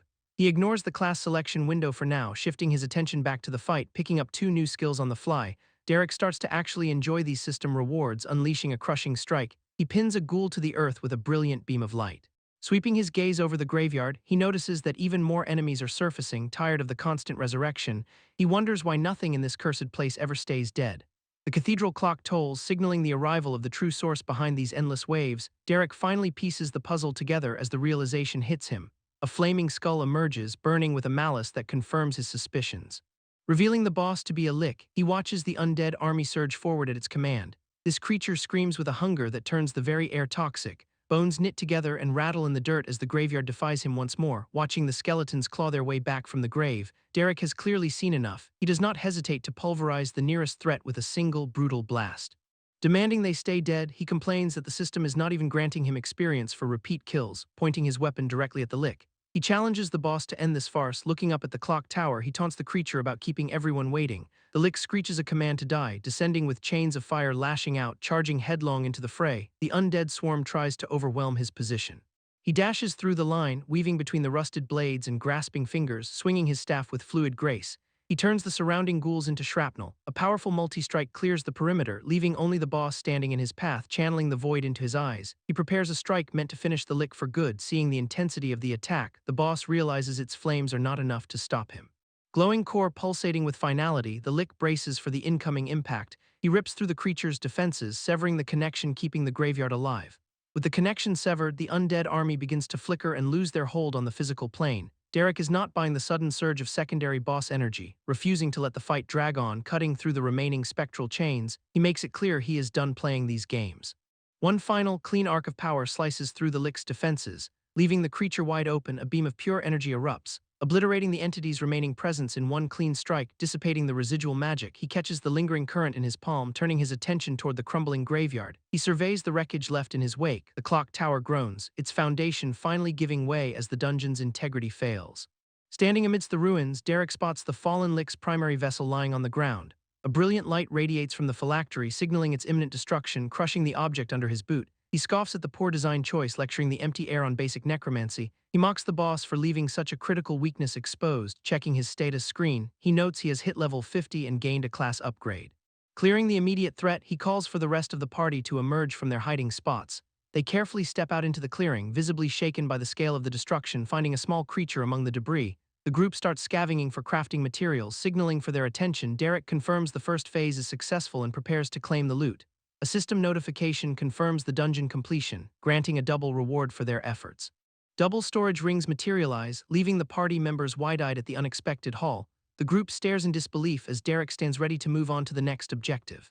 Derek examines the artifact, questioning the rarity of such a high-tier dungeon reward. Reyna stares at the shimmering ring, admitting she has never heard of a dungeon dropping such a prize. Tossing the ring upward, Derek notes this discovery will surely draw unwanted attention to the site. Debating the consequences, he wonders if this newfound treasure is a blessing or a curse for the local villages. Pondering the implications, Derek compares the ring's capacity to his own personal storage space. Tommy exclaims over the massive size of the ring, realizing he can finally carry more gear. Reyna calls for Thomas to assist with the remaining corpses, searching the bodies. The party discusses how the ring will inevitably stir up trouble in the region. Reyna agrees with the sentiment, acknowledging the weight of their new responsibility. Derek chuckles to himself, amused that the others view the ring as such a monumental find. Comparing their haul to his own vast collection, he finds their excitement almost cute. Tommy excitedly pleads for Derek to craft him something cool in the future. Dismissing the request for now, Derek shifts focus to the next stage of their plan. Asking for the storage rings back, he prepares to finalize the second phase. Reyna hands the ring over without hesitation, telling him to just take the damn thing. Derek accepts the ring and prepares for the final integration. Channeling his energy, he forces a connection between the rings and the dungeon core. A system notification alerts the group that the dungeon is becoming unstable. Noticing the surrounding forest still looks diseased, Tommy asks why the environment has not recovered yet. Derek explains that while the source is stopped, the land requires time to naturally heal its scars. Derek tells Tommy to stay patient, ruffling his hair to keep the kid focused, declaring it is finally time to finish their real objective here. His hands glow with a fresh surge of power as he prepares to manipulate the scene. Reyna covers Tommy's eyes to shield him from the gruesome sight unfolding nearby. Derek grabs the fallen Wallace and drags him into a heroic pose. Forcing the body to sit upright, he readies the final stage of his deception. Derek uses a touch of ghoul acid to fake a lethal battle wound. Corrosive liquid hisses against the armor, carving out a convincing mark of death. Adding a few scattered supply items, he makes it look like Wallace fought to the bitter end. He plants 2 rings, one from his own stash and one from Thomas. Into the body's hand, stepping back, Derek asks the group if the setup looks authentic enough to fool everyone. The team admits it is terrifyingly realistic. Promising to never get on his bad side, Derek watches as Wallace's body settles into its final staged resting place. Wisps of energy drift away from the corpse while the illusion locks into place, walking away from the mess. Derek leads the group out of the blighted woods. Days pass as the team travels back toward the safety of the village. They finally reach the gates, with Tommy already planning his reunion with his grandparents. Watching Tommy sprint ahead, the rest of the party comments on the kid's endless energy. Derek notes that the village is still standing, giving Leon credit for holding things together. Walking through the entrance, they head straight into town to find Leon and report back. Pushing Derek for the promised class selection, she finally gets his attention. He leads her toward an open area, eager to see what path she unlocks. Derek admits she earned this reward after everything they faced inside the dungeon. Considering her impressive feats like crafting and combat before even hitting level 10, he wonders just how powerful her potential class will actually be. She focuses on the decision, clearly feeling the weight of the moment. Settling down in the quiet village, they give her the space to choose. Derek notes that she is being far more methodical than Thomas ever was. Turning his attention to his own interface, Derek checks his own status. His class suddenly jumps to a legendary rank, granting him a massive stat boost, stacking up skill points and new abilities. He feels the power surge, snapping up the absolute nullify skill. He prepares to neutralize incoming magical attacks. He also grabs void storage, ensuring he has extra room for his gear, grinding out his remaining points. Derek pushes his intelligence and wisdom to the limit. Unlocking the magical glass cannon achievement, he cements his status as a powerhouse. He selects chain lightning as his new active skill, eager to test its reach. Unleashing the spell, he watches as the electricity arcs through multiple targets. He tanks incoming projectiles with his newly learned physical resistance. Feeling the surge of his upgraded stats, he exhales in pure satisfaction, knowing Richard had nothing to worry about. He feels ready for whatever comes next. Brandy approaches Derek for guidance on her upcoming class selection, and after checking her options, she reveals a weird discrepancy in the class descriptions, specifically noting that one of them is tied to being a protege of someone named Talon, which manifests as an epic rarity leatherworking class surrounded by a spectral, avian-like aura, but the sheer weight of the class requirement sends a plate crashing to the floor in surprise. As Brandy's mother tries to celebrate the achievement, ignoring the strange fine print attached to it, since the class description explicitly states that the user will never surpass their master, so Derek dismisses the restriction, telling her that the epic rarity is all that matters, while suggesting she should not worry about living in the shadow of the original owner, because the system is clearly recognizing her past efforts with this high-tier reward. But Brandy brings up the second option, a rare growth-type class known as All Smith, where the interface displays a powerful blacksmith figure hammering away at an anvil, leaving Brandy confused because the description is frustratingly vague and offers no real details. So she turns to Derek and her mother for a final decision on which path to take, although they both just tell her to follow her heart instead of giving actual advice, causing Brandy to struggle internally as she weighs the two very different futures. And after a long moment of silence, she finally reaches out to confirm a choice. But as her finger taps the interface, a blinding light erupts from the selection, causing Brandy to lose consciousness and collapse mid-activation, and Derek rushes to her side as she starts to mumble, clearly reeling from the sudden shift. Derek checks on Brandy as she regains consciousness, insisting she's already back on her feet. And she starts bragging about all the new skills she just landed, leaving Derek completely floored as he asks exactly how many techniques she actually managed to snag, with Brandy casually dropping that she picked up 42 of them in one go, while nearby an elderly man leads a massive ox through the fields, passing by without a second glance at the group, and Wallace, standing in heavy armor, offers a curt nod to the stranger, clearly unimpressed by the peace and quiet of the countryside. Since he's already looking toward the horizon to see what kind of mess she's walked into now, even though Brandy is still rambling about her massive haul of new abilities, so Derek keeps pressing for numbers, unable to believe she cleared that many at once. And the reality of her 42 new skills finally starts to sink in. 1 hour later, Derek is nursing a drink and marveling at how his hunch about her potential was right. Realizing that the experience from her high-level dungeon runs gave her a massive stat boost, now that she can craft enchanted gear, runes, and powerful accessories all on her own. Plus, she's stacking buffs from her own cooking and potions, making her a one-woman army, which honestly just strikes Derek as straight-up terrifying, though he finds a silver lining in her newfound ability to brew actual beer, so he knocks back a glass to test the quality, and immediately regrets it since it tastes like absolute garbage despite Brandy's pride. Derek barely has time to process the awful taste of Brandy's brew before Tommy comes sprinting toward them, frantic and clearly out of breath, while Thomas tries to get a word in edgewise, struggling to choke out a warning about a man with a giant sword and a golden badge, so Thomas demands he just spit out the details.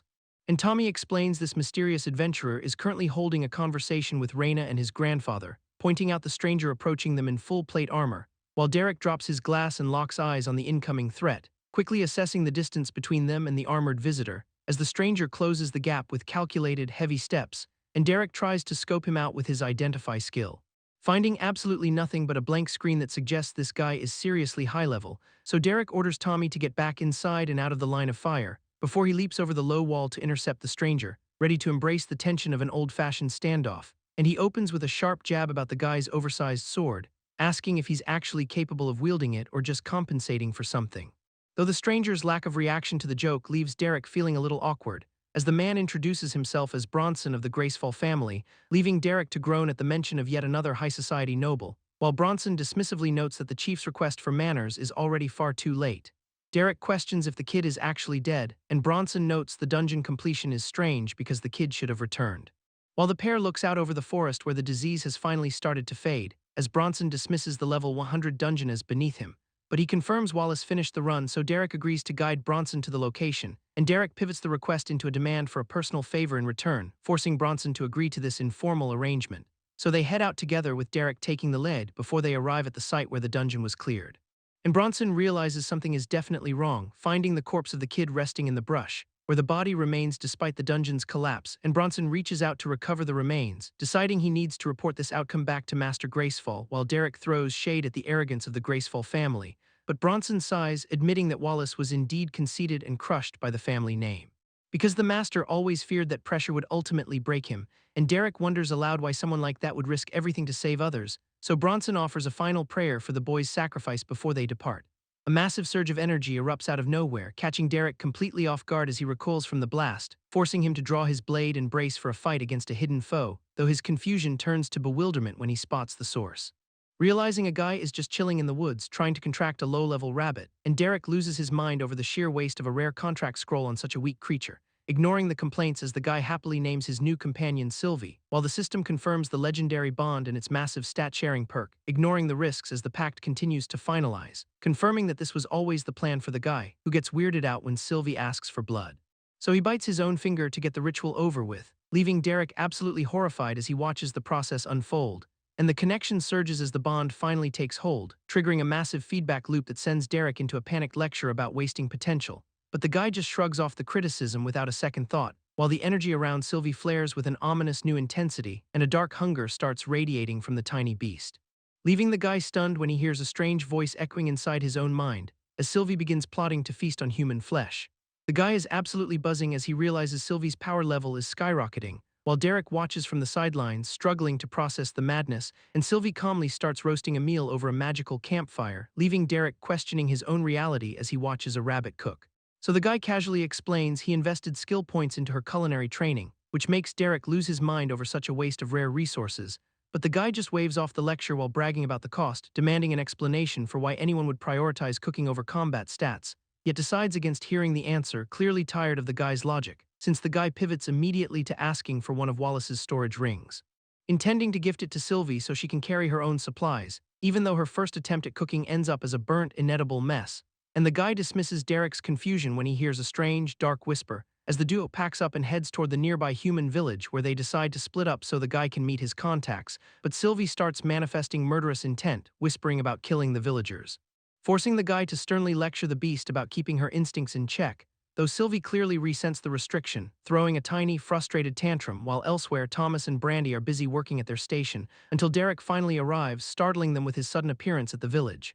The guy introduces his companions to Thomas and Brandy, proudly presenting Sylvie as his bonded beast to the impressed group, while Sylvie internally basks in the attention and her own cuteness, before the guy drops the news that he is leaving on a long trip tomorrow, causing Brandy to visibly panic at the thought of him being away for so long, but he reassures her that he cannot leave Sylvie to manage all the master crafting alone, strictly ordering her to keep her unique skills and class hidden from predatory nobles, and she nods in agreement, promising to stay cautious while he is gone. Though the guy makes it clear that anyone attempting to enslave her will be wiped off the map, so he tells Thomas to spend tonight with his grandparents before their early departure, and they head out, leaving the village behind as they transition to a quiet meal, where the guy sits down with a guard captain to share some rather questionable food, mocking the man's noble palate while they trade jabs over the quality of the meal.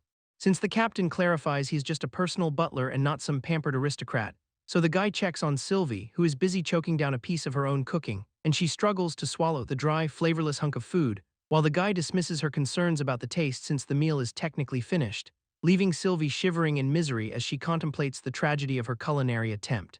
And the captain watches on, clearly unimpressed by the disastrous state of their dinner, so the guy toasts to his own questionable efforts, hoping to distract everyone from the terrible flavor. The guard captain catches on, realizing the guy is handing out high-tier storage rings as casual rewards, but he shrugs off the concern, arguing that the villagers deserve a head start in this harsh world, and suddenly the mood shifts as an intense, pressure-heavy aura ripples outward from the guy's position, forcing the captain to realize exactly who he is dealing with as his own confidence instantly evaporates, while the guy just takes a casual sip of his drink, letting the message sink in without another word. So the scene cuts to the peaceful, golden-hued village as the morning light begins to break over the rooftops, revealing a quiet town preparing for the day under a clear, expansive blue sky, where Thomas arrives to say his final goodbyes, feeling the weight of the upcoming departure. While his grandmother fusses over the details, worrying about his hygiene and spare clothes like he is still a child, and his grandparents pull Thomas into a tight, emotional embrace that bridges the gap between adventurer and grandson, as Thomas struggles to hold back tears, clearly feeling the sting of leaving his family behind, while Leon steps forward to offer a firm handshake in his respect, marking a genuine bond formed between them, and Brandy approaches, presenting a bundle of handcrafted items for Derek and Sylvie before they head out. as she proudly displays a custom-made cloak designed to keep Sylvie both protected and warm, which Sylvie immediately appreciates, looking cozy and elegant while testing out the new gear, while Brandy pulls out another gift, gasping in excitement as she presents a collection of shirts for Derek, and Derek beams with genuine gratitude, clearly touched by the care she put into her work, as Brandy moves to hand over a final item, admitting she took the liberty of packing a surprise, which turns out to be a massive basket of high-quality food to save them from Sylvie's questionable cooking, and Sylvie stares down at the stash with a look of pure, focused determination to protect her snacks. Sylvie immediately ignores the warning, diving headfirst into the supply basket to grab the snacks, and Brandy hands Derek a final bundle of biscuits, hoping they'll make for a decent breakfast on the road, but Derek snaps when he realizes Sylvie has already inhaled the stash, leaving nothing but crumbs behind, as she lets out a content burp, completely unapologetic about devouring the entire supply in seconds, while Brandy waves a final goodbye, insisting that Derek and Tommy keep in touch whenever they get the chance, and a heartfelt embrace follows, with Derek showing appreciation for the genuine care they've received as the party prepares to depart, lingering for one last look at the village that sheltered them, while Derek promises to return eventually, assuring everyone that they'll always have a place here. And he calls out to Tommy, urging him to get moving so they can finally reach the big city, until they reach the city gates of Torith, greeted by a guard who seems to know exactly what's up, as Tommy stares ahead at the sprawling architecture, clearly impressed by the scale of the new location, while the group walks through the bustling streets, taking in the sights of the massive trade hub, and the smell of street food fills the air, with vendors shouting about their signature meat on a stick. As Sylvie locks onto the scent with terrifying intensity, demanding that Derek get her a snack immediately, while Derek chuckles at her obsession, questioning if that is really the first thing she wants in a new city, and they settle in for a bite, though a local warns them to be careful about what they consume here, as Derek asks why the locals seem so skittish, noticing the way everyone avoids them with wary eyes, while the local explains that noble types usually avoid the lower districts, preferring to stick to the upper tiers. And the atmosphere shifts instantly as a hostile shadow looms, hinting at the rot hidden beneath the city's surface, but Derek just continues eating, unimpressed by the implied danger and the spoiled attitude of the local elites. Bronson leads the group toward the middle-class section, warning everyone to keep their heads down and avoid a scene. A guard immediately recognizes Bronson and welcomes him back, clearly familiar with his status in the city. The streets look just like the villages they left, showing how deep the class divide really goes. Commoners continue to avoid them, proving that being an outsider here is a one-way ticket to being an outcast. While Bronson chats with a local named Violet, he muses that he would not even be allowed in most of these places. Tommy does not seem to care about the social tension, happily munching on a meat stick with his rabbit companion, realizing he should probably use Bronson's reputation to their advantage. Tommy gets a sudden idea. He calls out to Bronson, catching his attention and dragging him into his scheme, suggesting they hit up a high-end restaurant in the Noble District since the street food did not quite cut it. Inside the fancy Crown restaurant, the staff prepares for high-profile guests. A red-haired woman sits alone at a table, enjoying her meal while the chef hovers nearby. Bate thanks the chef for the service, promising to give him a glowing recommendation, but the quiet atmosphere is shattered when someone slams the restaurant doors open, demanding to know what is happening.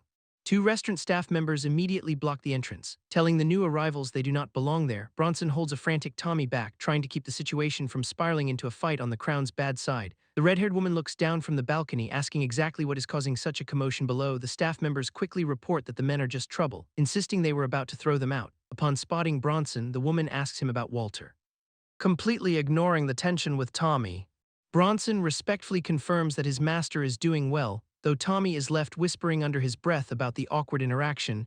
She turns her gaze toward the rest of the group, demanding to know exactly who they are. Derek steps forward, introducing himself as the manager and claiming he has a proposal that will change their negotiation.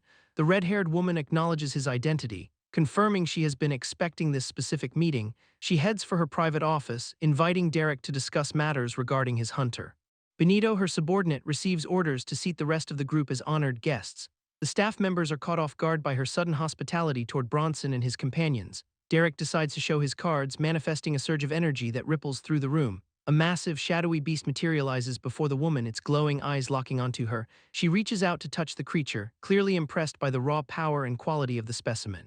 The woman admits she is speechless, struggling to find words for what sits before her. Derek grants her permission to inspect the beast, watching as she pulls out a blade. She slices into the hide with surgical precision, marveling at the immaculate condition of the material, trading secrets on its origin. Derek tells her he is open to any price for such a rare find. The woman cleans her blade, stating she needs time to consult her superiors before finalizing the exchange. Derek agrees to wait, noting he only wants to keep the beast's hide safe until then. He mentions that Brandy could use the leftover materials to craft some high-tier armor. She proposes a special storage arrangement, claiming they have methods superior to standard rings. Accepting the offer, Derek seals the interim deal with a verbal agreement. Both parties shake hands, pleased with the potential profit of their new partnership. Derek pauses at the door before leaving, turning back to ask one final question. The woman leans in, ready to hear what else he has on his mind. Derek casually drops a question about coffee while locking eyes with the woman nearby. The rest of the group sits in a daze, overwhelmed by the excessive feast. Thomas stares back at his companions, completely bewildered by the sudden shift in the mood. A massive food coma has taken hold, with everyone clutching their stomachs in pure misery. Meanwhile, the little bunny creature remains blissfully unaware, aggressively shoveling more food into its mouth. A waiter arrives with yet another platter of venison, acting on orders to serve the beast, oblivious to the gluttony. The creature continues to munch away at the endless stream of meat. Derek returns to the table, catching his friends mid-recovery as he checks in on their progress. Updates on the void beast trade are shared, though the others are clearly more focused on the food. Prompting them to get moving, Derek insists it is time for them to head out. Walking away, he drops a bombshell, telling them they're finally going to meet his boss. The group travels toward a grand, imposing estate as the sun begins to set. Inside the study, a stern, powerful figure waits for his subordinate to arrive. The subordinate enters, bowing low to Master Gracefall to announce his return from the mission. Gracefall demands a full report on the outcome of the assignment without delay. Confirming the worst, the subordinate reveals that young Master Wallace has officially passed away. News of the death weighs heavily on Gracefall, who exhales a long, weary sigh, eyes narrowing. Gracefall demands to know if there is any evidence of foul play. Shadows stretch across the room as the subordinate prepares to recount the grim details. Revealing what happened, the subordinate hesitates as he prepares to disclose the truth. Demanding the truth, Gracefall pushes his subordinate to explain the inconsistencies, arguing that Wallace would never have been careless enough to die like that. Gracefall presses for a direct answer regarding the cause of this supposed accident. The subordinate suggests Wallace was actually targeted by someone far too powerful to openly challenge, confirming the suspicion of murder. He points to a dangerous guest currently staying on the estate. Gracefall realizes the implication of having such a lethal individual under his own roof. Meanwhile, in a display of bizarre arrogance, the guest is seen singing while surrounded by magic. He stands unfazed as the energy of a massive attack crashes against his body.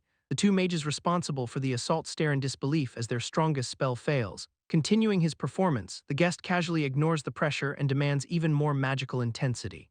He complains about the lack of comfort, comparing the intense magical bombardment to a simple massage. The mages back off, terrified, realizing they have been ordered to treat this monster with extreme caution. Later, the guest strides through the halls of the estate, fresh from his bath and completely relaxed. He pauses, seemingly unbothered by the chaos he is leaving in his wake, encountering his companions. He explains that Bronson provided them with fresh clothes and bathing supplies. He points out his success in getting Sylvie to join in the bath as well. The creature is shown happily scrubbing away in the tub with rubber ducks. Sylvie seems content with the arrangement, focused entirely on being clean and getting more food. The guest chuckles at the creature's simple priorities, finding the entire situation amusing. Finally, he mentions that Master Gracefall has requested his presence for dinner tonight.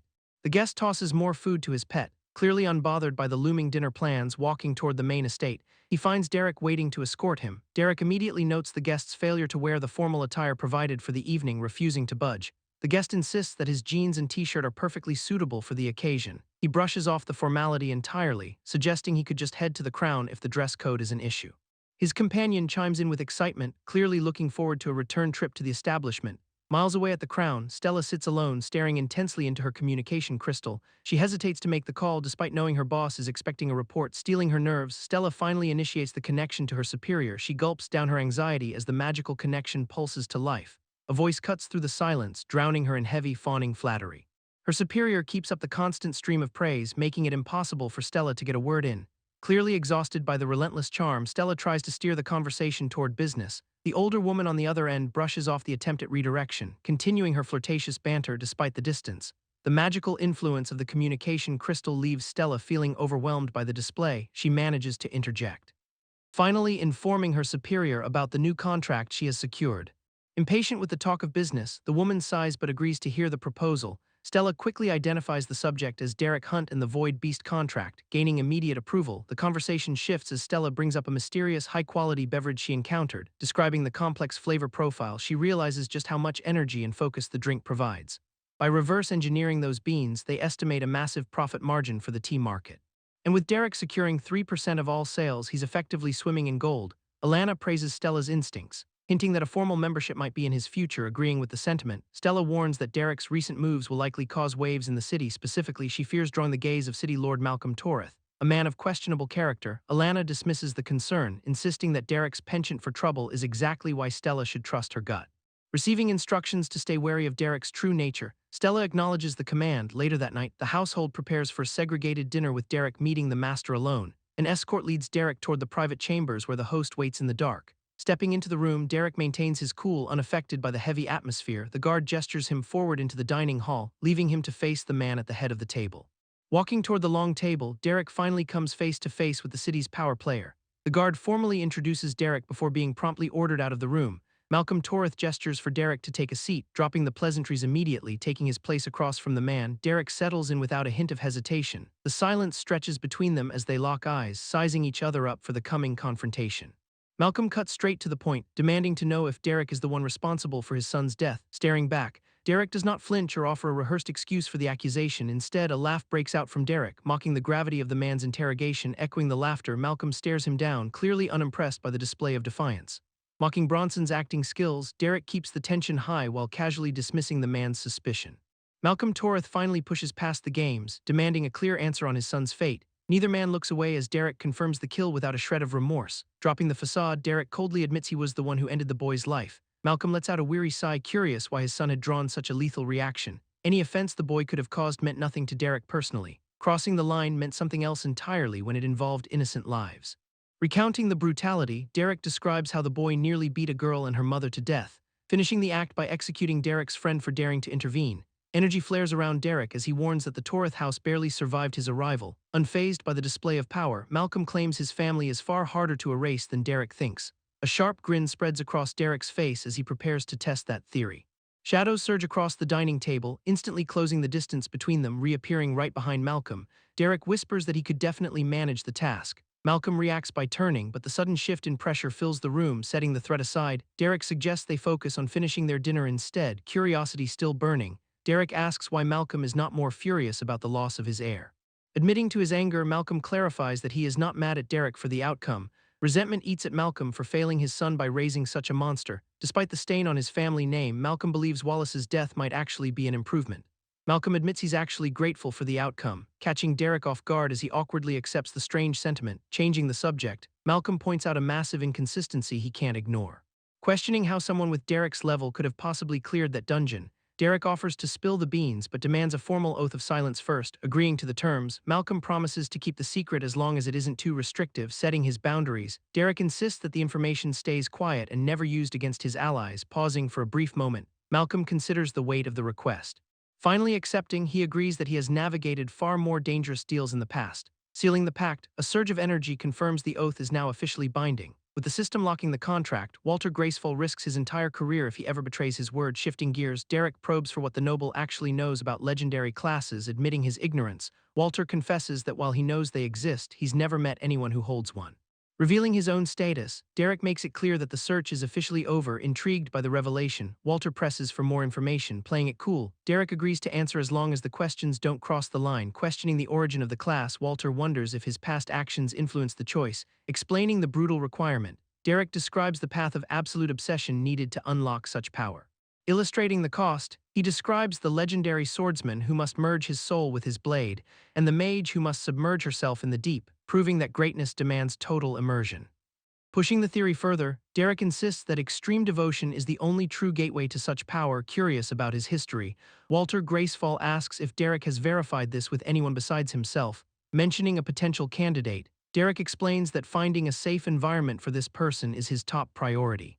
Realizing he means the boy, Walter watches the chaotic scene unfolding in the background, dismissing the idea of the kid having that kind of discipline.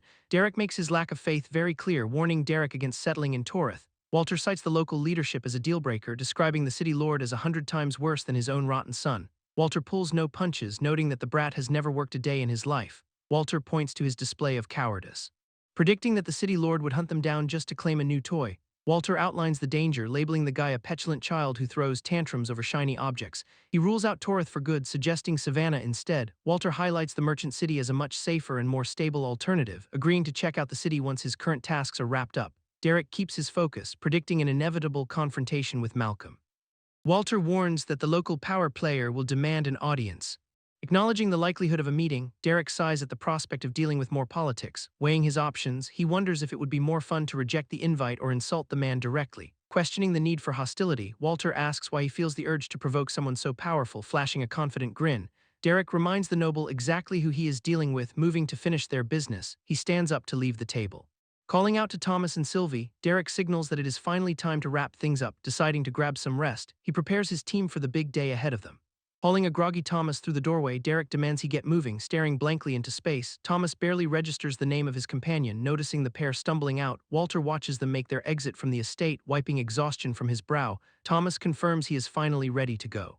Blissfully unaware of the tension, the rabbit creature basks in the sunlight, offering a polite parting sentiment. Walter invites them to return to the guest house if they change their minds. Declining the offer, Derek insists on experiencing the city properly, mentioning the luxury of heated baths and gourmet meals. He teases the pair about getting spoiled, waving goodbye to the estate. The group turns their backs on the comfort they were offered. Slinging Thomas over his shoulder, Derek strides confidently away from the gates, stepping out into the bustling city streets. They leave the quiet manor behind, navigating the crowded market stalls. They blend into the local flow, whispering about their host. Thomas asks for Derek's take on the man's character. Digging for more information, Thomas probes into the nature of the man's relationship with his son. Leaning in close, Derek warns him that the master is sharp enough to have already figured them out. Reeling from the realization, Thomas stammers in disbelief at the implication, cutting off the panic. Derek orders him to keep his cool in public, explaining that the father knows the kid is a walking disaster waiting to happen.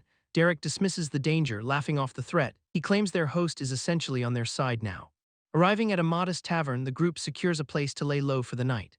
Slamming a handful of coins onto the counter, Derek secures a room for the night. Settling for a single available unit, he drags the others inside without a second thought, tossing the room key to the group. The innkeeper points them toward number 214. Shoving the door open, Derek leads Sylvie and her companion into their cramped new quarters.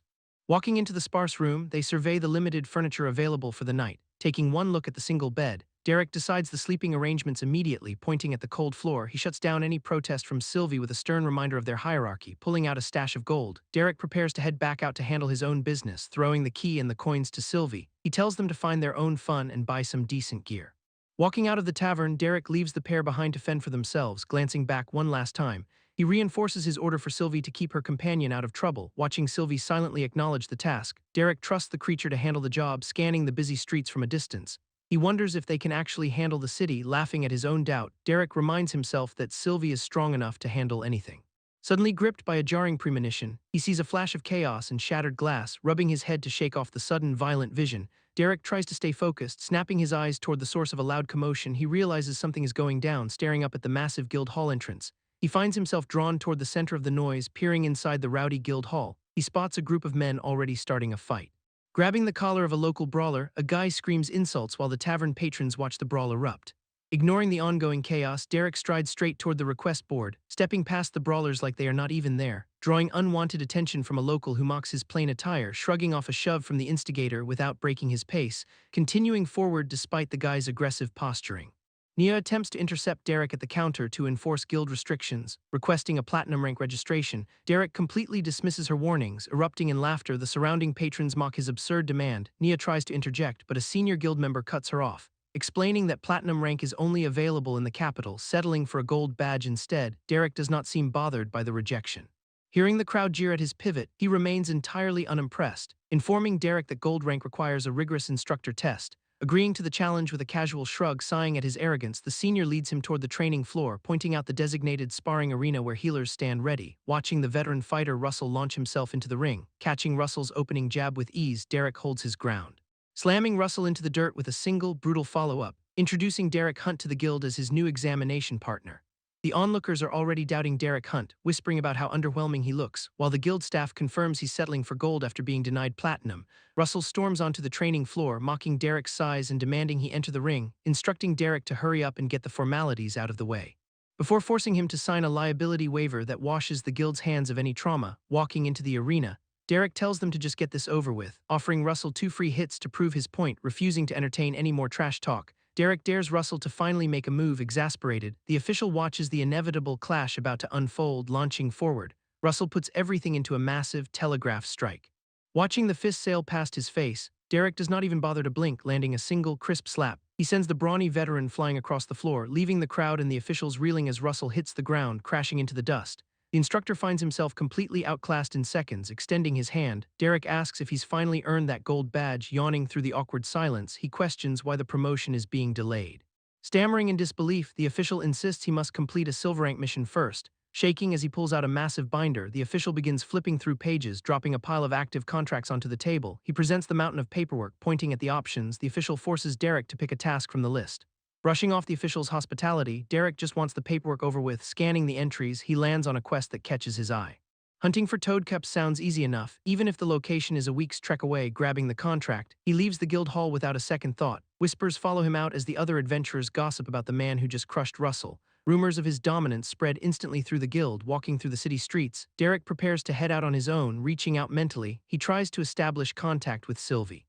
Finding the connection open, he asks his companion for her current location, catching her mid-snack at a pastry shop. Sylvie is busy stuffing her face alongside Thomas. Laughing at her gluttony, Derek warns her he is leaving town and might be gone a while. Imaging her response, he sees Sylvie already plotting to spend all their remaining gold on more food, demanding she share with Thomas. He sighs at her constant appetite. Getting a begrudging agreement, he finally cuts the connection to focus on the mission. Channeling his power, he surges forward with a massive burst of speed, blurring across the landscape. He clears the distance in record time, reaching the destination in minutes instead of days. He hardly breaks a sweat, scanning the forest floor for his target. He just wants to finish this quickly. Spotting a small mushroom creature peeking through the leaves, he finally finds a toadcap. Staring down the oddly adorable target, Derek prepares to secure the quest item. Derek scoops up the 15th mushroom, tallying the count while hoping Stella finds them useful. Tossing the final toadcap aside, he realizes he needs a real challenge to break his boredom. Trekking deeper into the wilderness, Derek celebrates the solitude of being far from any civilization. Standing alone on the hillside, he decides it is the perfect spot for a test run.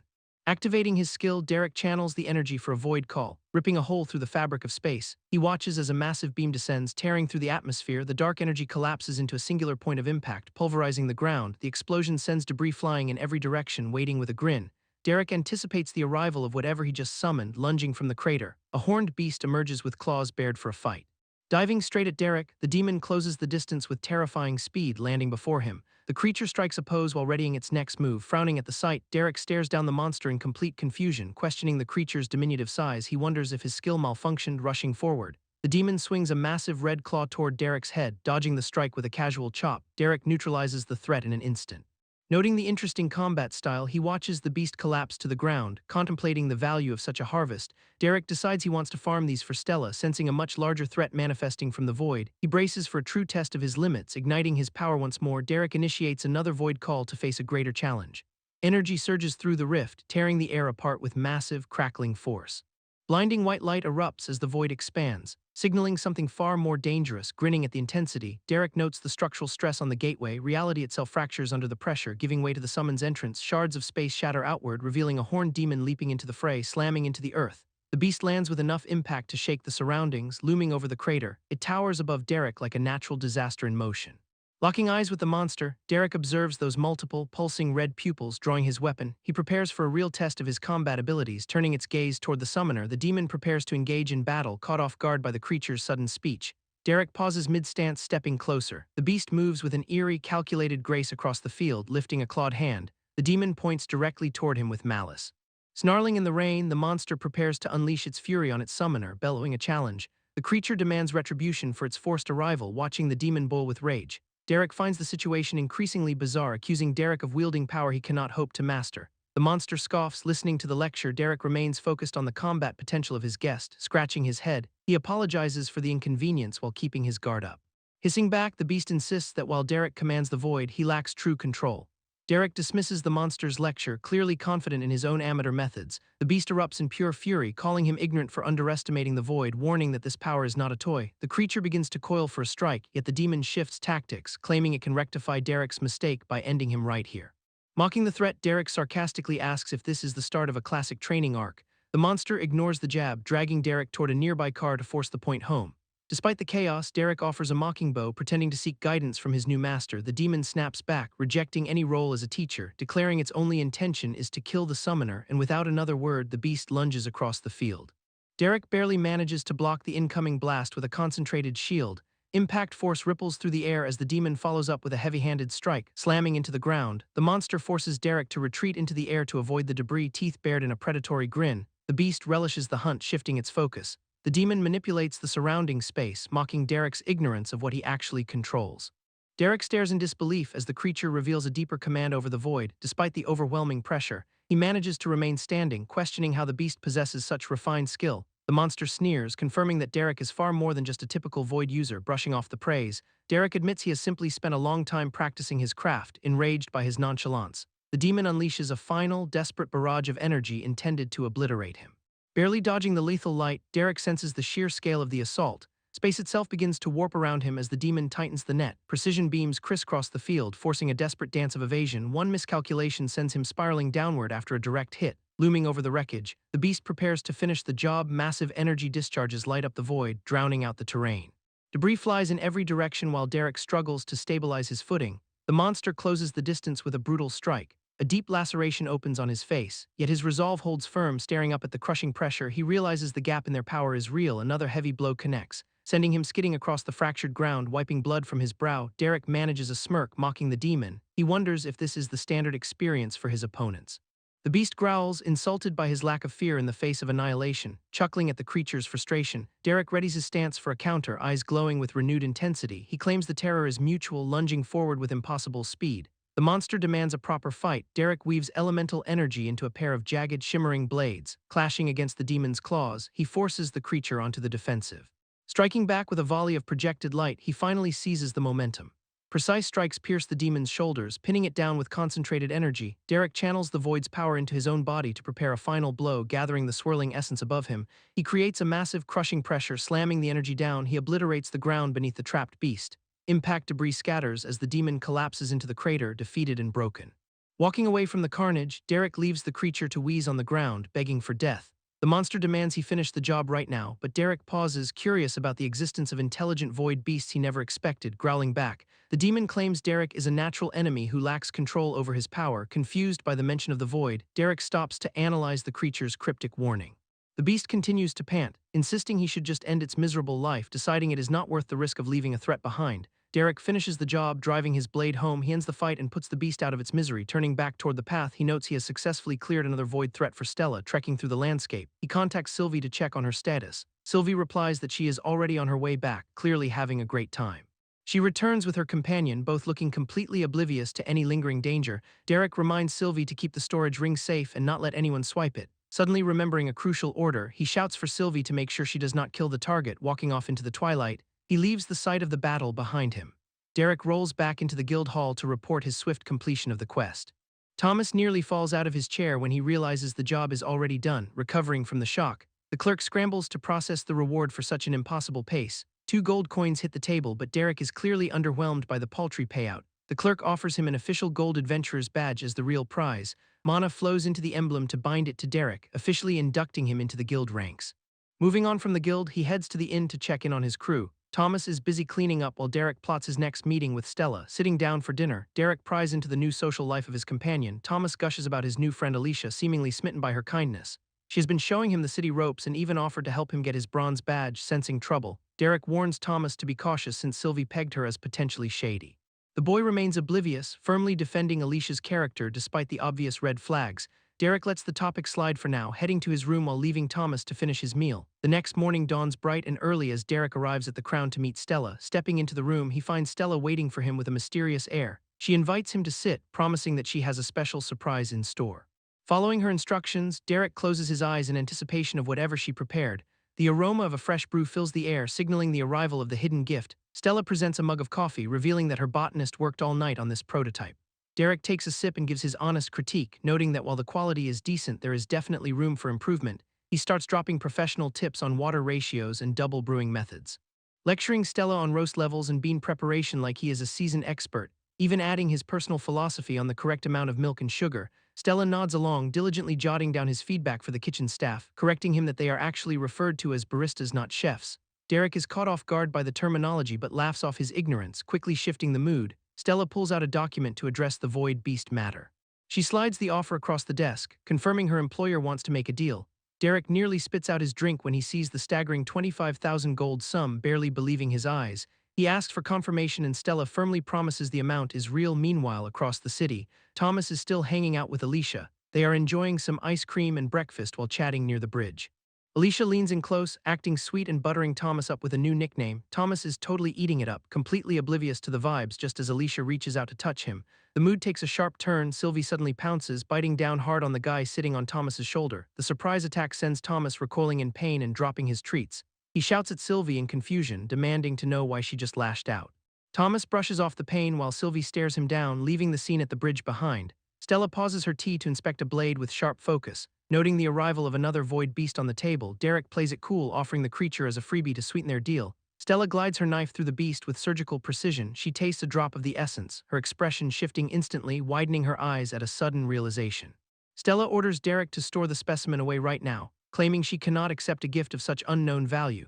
Explaining that consuming void beasts usually only buffs a single stat, Derek listens, clearly lost as to why she is reacting this way. Blood from the creature begins to pulse with a strange, unnatural energy, revealing that the beast's true worth is far beyond what they imagined. Across the garden, a small bird lands near a tea set. Greeting the creature as if it were an old companion, fingers tighten around the handle of a delicate teacup. Stella receives a sudden magical alert. The light shimmers with an urgent, incoming message. Bracing herself, she hopes this contact is strictly business. The mysterious contact on the other end of the crystal demands to speak with Stella. Derek warns her that even hearing the woman's voice could be a compulsion trap. Ignoring the caution, Derek decides to answer the call regardless.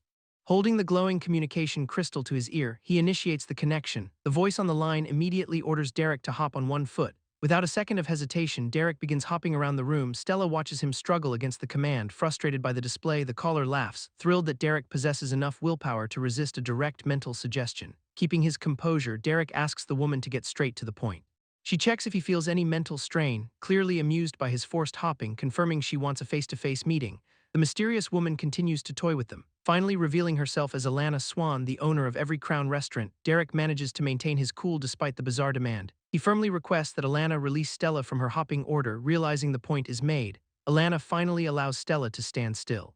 Stella collapses back into her chair, exhausted by the sudden loss of control. Pushing past the games, Derek insists they return to the original business. Alana sighs, clearly disappointed that their fun conversation is already over. She offers Derek 50,000 gold pieces for the smaller void beast in his possession. Derek keeps his guard up, realizing there is more to this deal than a simple transaction. Alana Swan toys with the glowing sphere, clearly impressed by Derek's stash of void beasts. Derek remains seated, watching her every move as she sips her tea. She brings up the talking beast he previously encountered, noting it was even larger than this one. Alana reveals that talking specimens are incredibly rare in her experience. Derek confirms he has dealt with more than one, noting the last one was hostile. She sips her drink again, unfazed by his stories of aggressive void monsters. Alana taps a small bird, suggesting Stella could study this particular beast once she recovers. Stella listens from her chair, still clearly shaken by the earlier mental strain. The bird takes flight, circling the room as Alana shifts the focus back to their deal. She drops the pleasantries, demanding to know what Derek wants in exchange for the creature. Derek skips the gold, eyeing the crown emblem on the wall as his true target.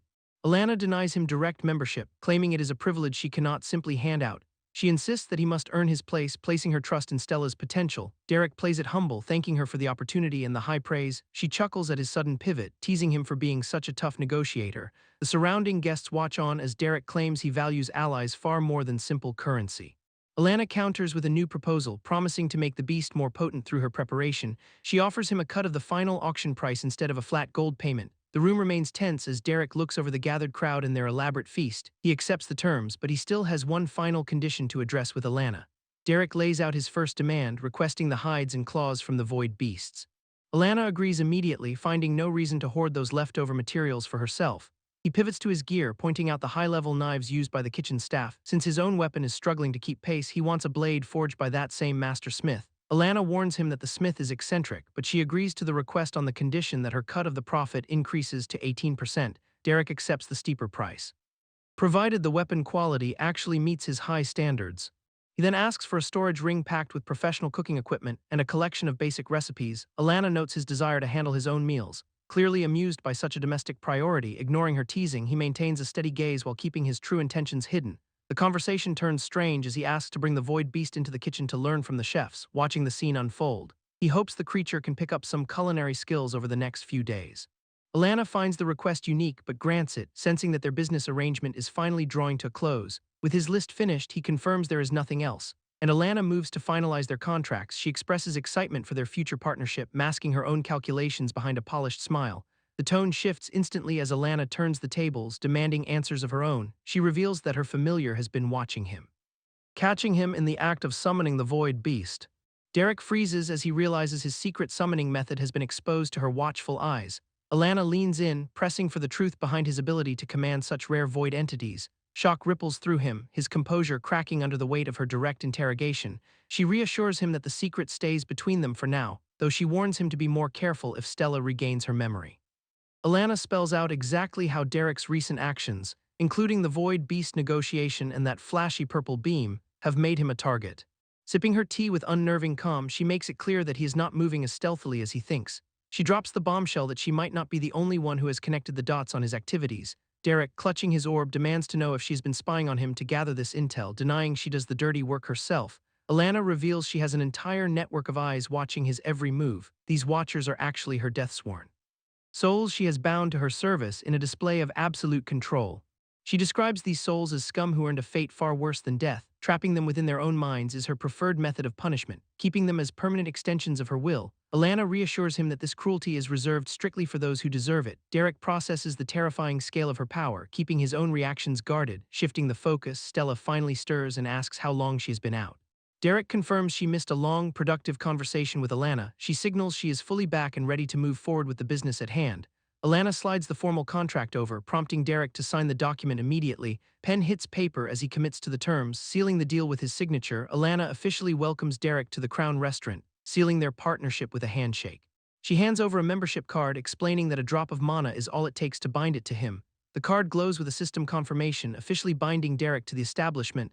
Alana completes the transaction by handing over the rest of the requested items. Holding the storage ring containing his new chef supplies, Derek confirms everything is perfectly in order. Alana offers Derek a communication crystal, claiming she rarely finds someone she enjoys talking to. She invites him to keep the connection open for future chats. Derek accepts the gift and they share a brief moment of mutual gratitude. The crystal only holds her sigil for now, but she encourages him to add whoever he wants. They finalize the exchange and Derek prepares to leave with his new equipment. Switching gears, Derek asks to have Thomas shadow his chefs, but Alana immediately shoots the idea down. She presses for a better alternative, and Derek suggests Sylvie instead. Alana reacts with pure disbelief at the mention of the bunny. 2 hours later, Sylvie is already manifesting a dark, aggressive aura. Derek returns to the room only to be met with an immediate, violent magical blast. He barely dodges the incoming strike, which smashes through the wooden doorframe. Sylvie glares at him with murderous intent, leaving Derek completely bewildered. The bunny screams about him visiting the restaurant without her, unleashing another wave of destructive energy. Derek manages to catch the furious creature midair, demanding to know why she is trying to kill him. He stares into Sylvie's glowing eyes, looking for any sign of reason. The innkeeper charges into the room, screaming about the property damage and threatening to call the guards. Derek quickly tosses a coin pouch to the man to stifle his complaints. The innkeeper catches the payment and abruptly retreats, leaving them to their chaos. Derek wonders aloud what has gotten into the bunny. While someone else watches the scene unfold, the observer shouts in total shock, realizing Derek went to the restaurant behind their backs. Derek explains his secret restaurant membership to the stunned observer. Sylvie perks up at the mention of more food, dangling the prospect of a gift. Derek manages to calm the creature down. He teases Sylvie by threatening to give the prize away after her earlier attack. Mocking her desperation, Derek finally agrees to forgive the assault. Slipping a ring onto her paw, he secures the deal with a perfect fit. Magic pulses as Sylvie receives a holographic menu of high-end cooking tools. Derek watches as she realizes this is only the first part of his surprise. Suddenly, an array of professional cutlery manifests around her in a display of power. Looking at the floating blades, Derek wonders if he just made a massive mistake. Morning breaks over the city, signaling a new day of intense labor. The head chef barks orders to the staff, preparing for the rush. Soldiers in the kitchen move with mechanical precision. Stern warnings echo through the hall about the cost of a single error. Every cook acknowledges the authority of their leader in unison. Announcing a change to the routine, the head chef commands their full attention. Turning toward the entrance, he introduces an unexpected arrival. Sylvie appears in a flash of light, announcing her intent to master the culinary arts. Workers continue their rhythmic chopping, unfazed by the bunny's magical entrance. Flames erupt from a pan as the staff keeps the kitchen burning at full heat. Derek watches from the rafters as the kitchen crew keeps grinding, while Sylvie is completely lost in the magical glow of the professional workspace, unaware of the 2-minute deadline looming over her apprenticeship. She fixates on a single shallot and a knife, dragging her target into a pocket dimension for a one-on-one showdown, where the shallot suddenly manifests a sentient, terrified face. Sylvie draws her steel, declaring the onion's domain officially breached, and the doomed vegetable trembles as its life is declared forfeit. Sylvie lunges forward with a battle cry blade glinting in the void, slicing through the air with a display of pure, unadulterated culinary rage. She pauses to catch her breath after the intense strike. only to realize she is back in the real kitchen, struggling as the blade remains stubbornly wedged in the stubborn onion. Sylvie pleads with the vegetable to just give up and be sliced. Meanwhile, the human staff watches on, baffled by her telekinetic struggle. Sylvie channels her inner gourmet warrior to finish the job, leaping into the air to deliver a crushing downward strike, landing with all her magical might onto the defenseless target. She executes a final high-speed maneuver to secure the cut, and seals the victory with a triumphant bunny hop slam. Sylvie launches herself across the room, desperate to intercept the runaway onion, realizing with horror that her projectile has slipped past her defenses. Panicked that the rogue ingredient hitting the floor would ruin everything, Sylvie rejects the 5-second rule as she scrambles across the tiles, vaulting through the air to intercept the target before it touches down. Colliding head-on with a startled chef in her wild attempt to save the day, she clings onto his back like a fuzzy wrecking ball, sending more onions flying through the air in the process. Sylvie manages to snatch the prize midair and slides to a halt, finally crashing onto the kitchen floor with the onions secured in her grasp. The kitchen staff watches in disbelief at the absolute carnage over a single vegetable, leaving the cooks to survey the mess while Sylvie celebrates her weird victory. Derek steps through the kitchen doorway, oblivious to the chaos he just missed, walking calmly down the hall while wondering how Sylvie is handling her shift. Thomas greets Derek immediately to report he has been difficult to reach, presenting an official invitation from City Lord Malcolm Toreth for a private dinner. Derek accepts the offer with genuine excitement, honored by the high-profile request, confirming the invitation is for a private meal exclusively for him. He tosses his kitchen utensils aside, clearly done with his culinary duties for now, and strolls out of the kitchen, leaving the staff to deal with the aftermath. Derek is interrupted mid-stroll by a sudden glowing communication device on his wrist, answering to find Alana on the other side with urgent intel about a target. She warns him that Malcolm Toreth's son is currently heading out of the city. Derek realizes his plan to avoid the city lord is about to fall apart. Struggling with the headache of his new forced involvement while pressing for the location, Alana confirms the group is traveling east to hunt horned boars in Malcolm-controlled territory. He thanks her for the heads-up and immediately changes his trajectory toward the hunting party. Meanwhile, Thomas sits comfortably at a cafe, warning Derek not to kill the boy, insisting that the city lord's grief would only complicate their delicate professional relationship. Thomas reminds him that their mutual friendship means the boy's safety is Derek's responsibility. Derek begrudgingly agrees to play protector as long as he can avoid any major bloodshed, ending the call and preparing to head out toward the wilderness to intercept them.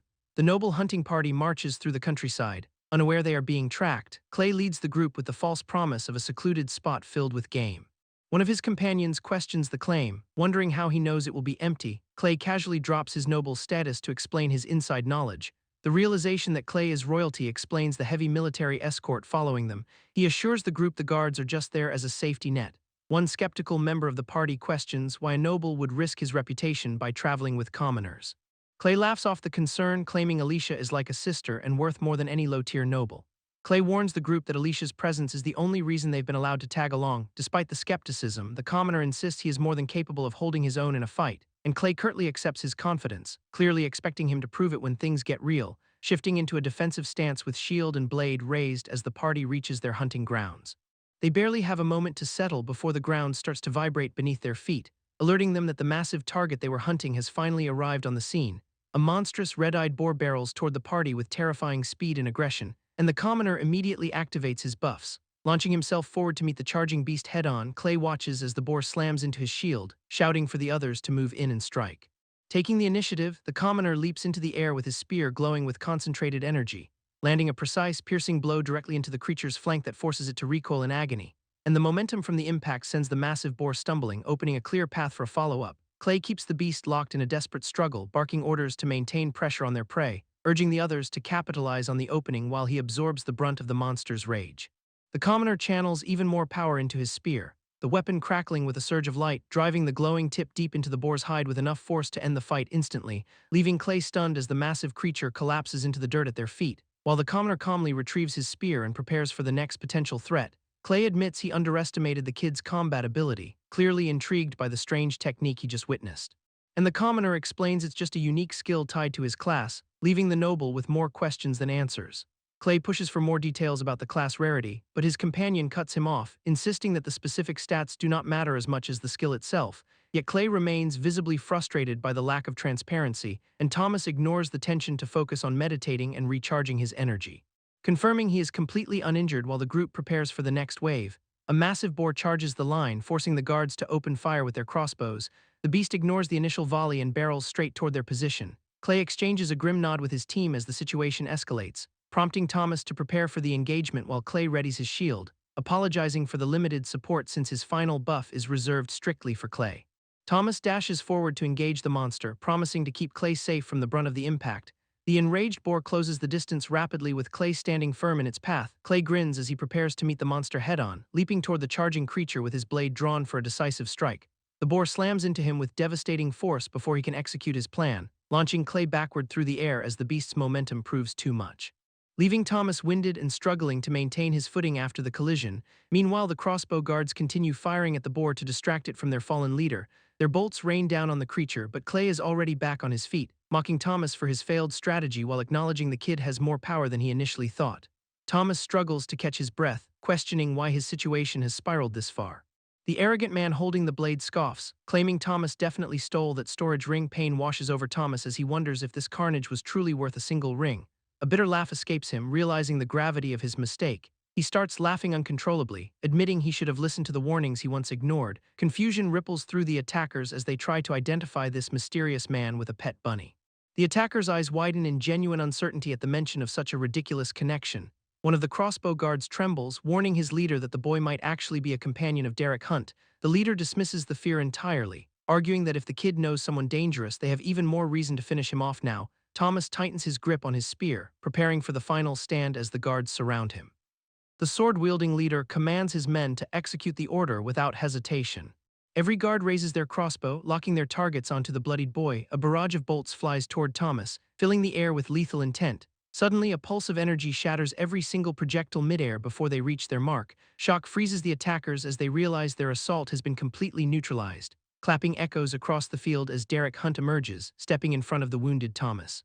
Thomas stares in disbelief, asking how Derek arrived just in time to intervene. Derek places a steadying hand on Thomas's shoulder, telling him he has been watching the entire fight unfold. He signals for Thomas to stand down, assuring the kid that the rest is his responsibility now. Derek begins casting a healing spell, casually ribbing Thomas about ignoring life advice because of a girl.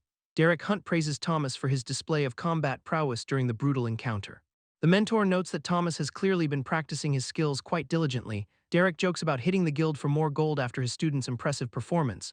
The mercenary leader interrupts with a furious shout, demanding to know who Derek thinks he is. Thomas deflects the tension by crediting his recent growth to his teacher's guidance. Derek brushes off the confrontation, turning his back on the enemies to check on Thomas's status.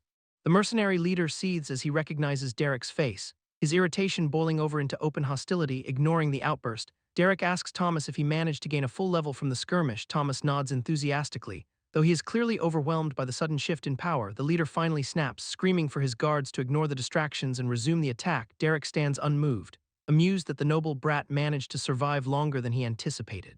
Frustration drives the leader to draw his blade, charging forward to force the issue himself. His men hesitate at the command, caught between the leader's rage and the aura radiating from Derek. The leader desperately orders them to stand down, realizing too late that his men are paralyzed. Bradley, one of the subordinates, tries to explain that they are merely following the master's secret orders. Derek acknowledges Bradley, confirming that the order to protect Thomas was indeed the primary mission. A dark, crackling energy begins to surge around Derek as he questions the safety of his student. Bradley and the others fall back in terror, begging for forgiveness as the pressure becomes suffocating. Derek stalks toward the mercenary leader, asking if the man really thought he could get away with murder. The leader stammers in pure panic, realizing that his life is now entirely at Derek's mercy. Derek Hunt erupts in a display of pure, crackling power.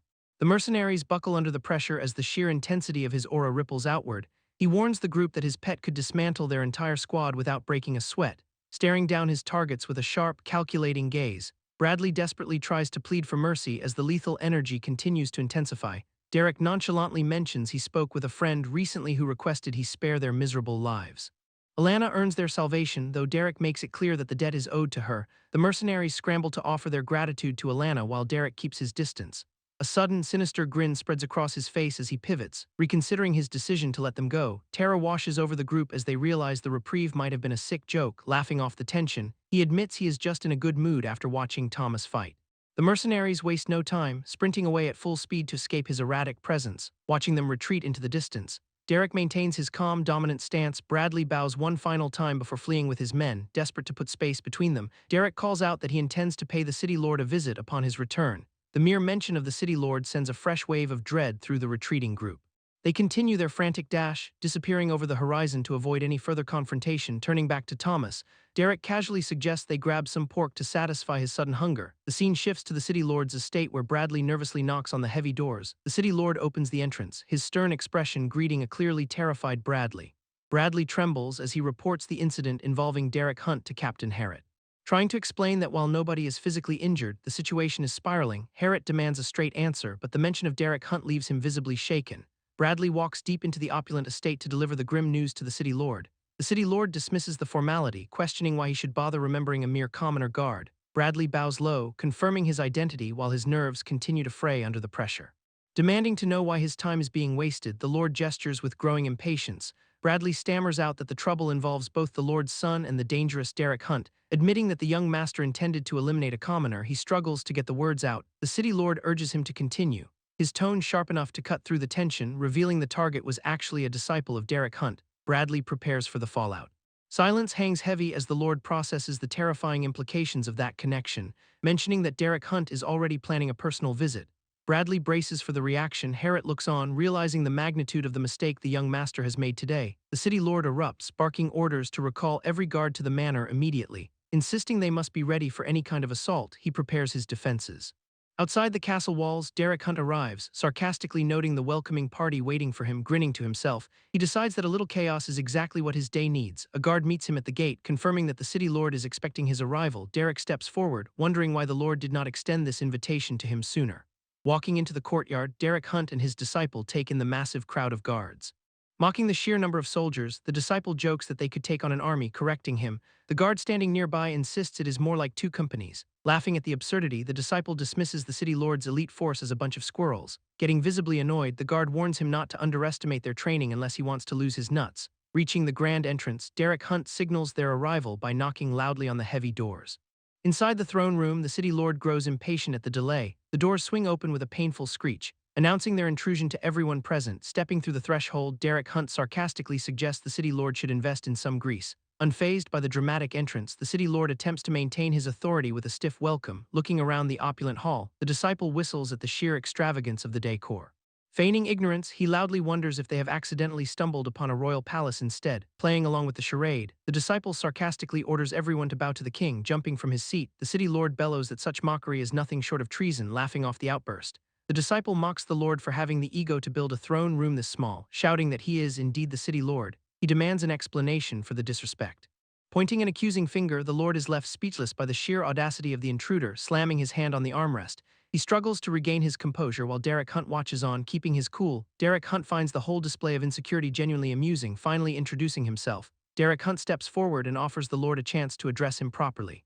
Ignoring the raging noble, Derek Hunt signals for his disciple to deal with the guard captain.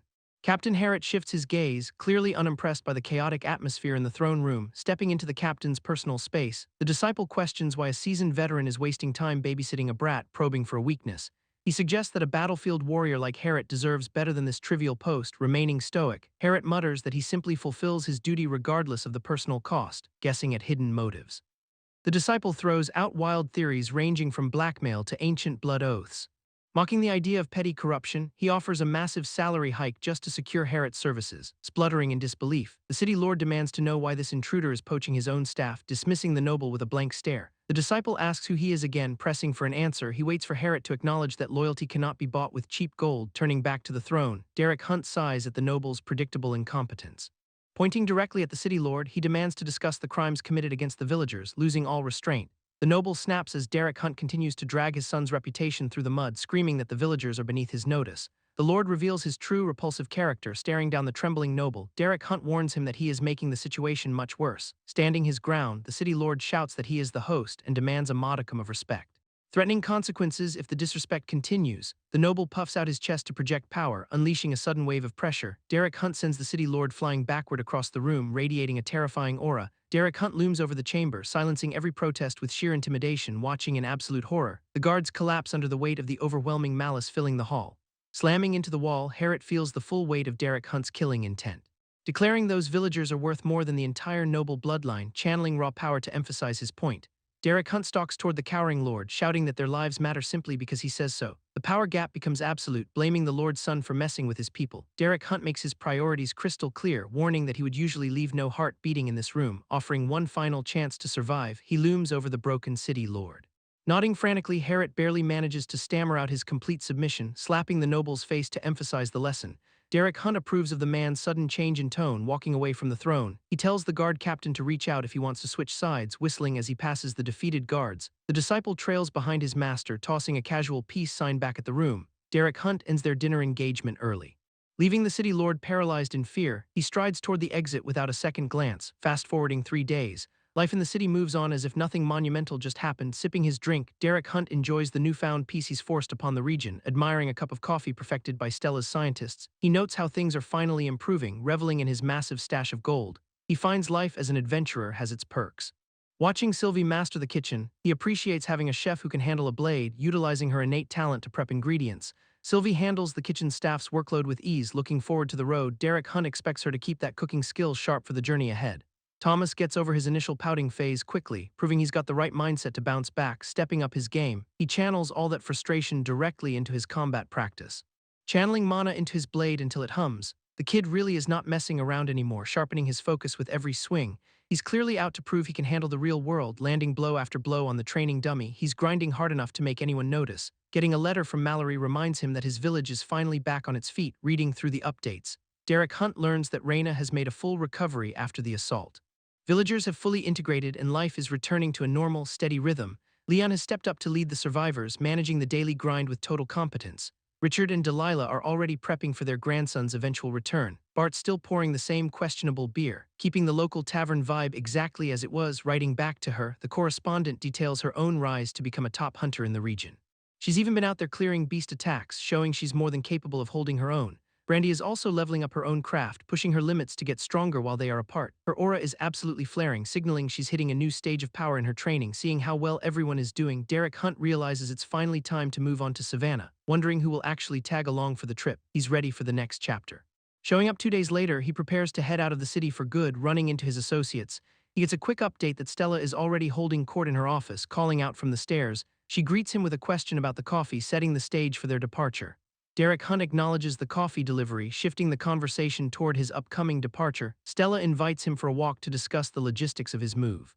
Strolling through the city, they touch on the rumors of his impending exit tomorrow. Sylvie's initial frustration has passed. Leaving behind a bittersweet goodbye for the talented cook, Derek Hunt reassures Stella he intends to secure a stable position for Sylvie in their next home. Chuckling at Sylvie's culinary skills, he jokes about keeping her ego in check. Stella drops the banter, signaling a shift to a more serious topic. Admitting he needs to leave the capital, Derek Hunt explains his plans to travel away from Torith. His sentence is abruptly cut short by a frantic shout from the distance. Bronson barrels toward them, clearly in the middle of a desperate situation. Derek Hunt tries to halt the interruption, but the urgency in Bronson's demeanor is impossible to ignore. Screaming for Malcolm, Bronson delivers the catastrophic news that the village is under attack.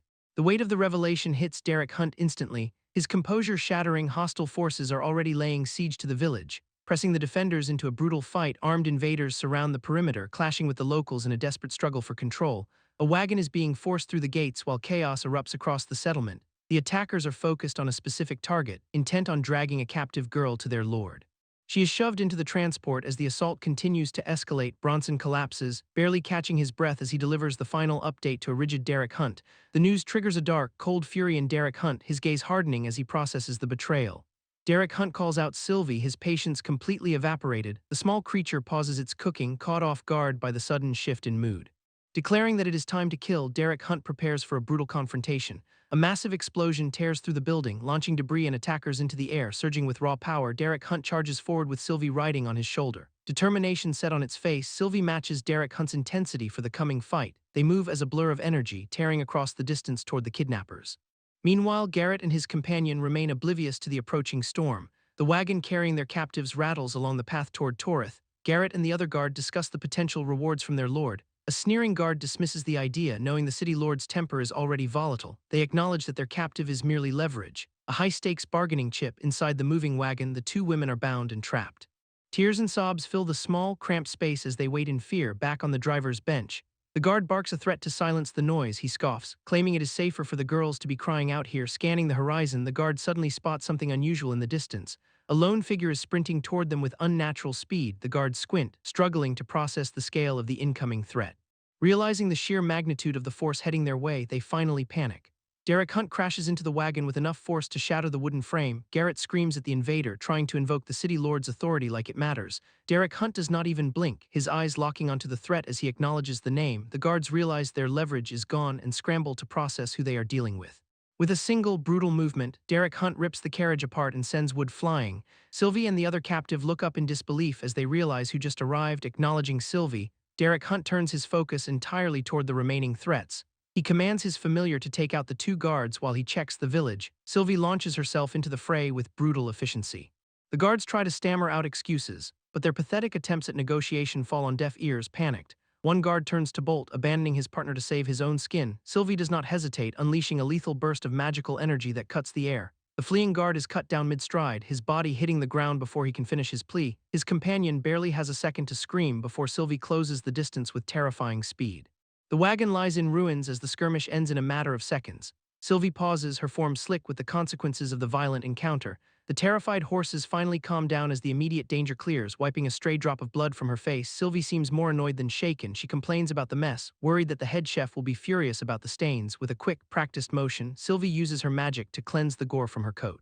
Raina peers through a gap in the wooden structure, her hands still tightly bound. She scans the road outside, searching for any sign of safety. The wreckage of the escort unit lies scattered across the path, and her confusion only deepens. Suddenly, a small rabbit-like creature leaps into the wagon, startling her into a sharp cry. Raina and the other villager watch, paralyzed as the creature addresses them directly.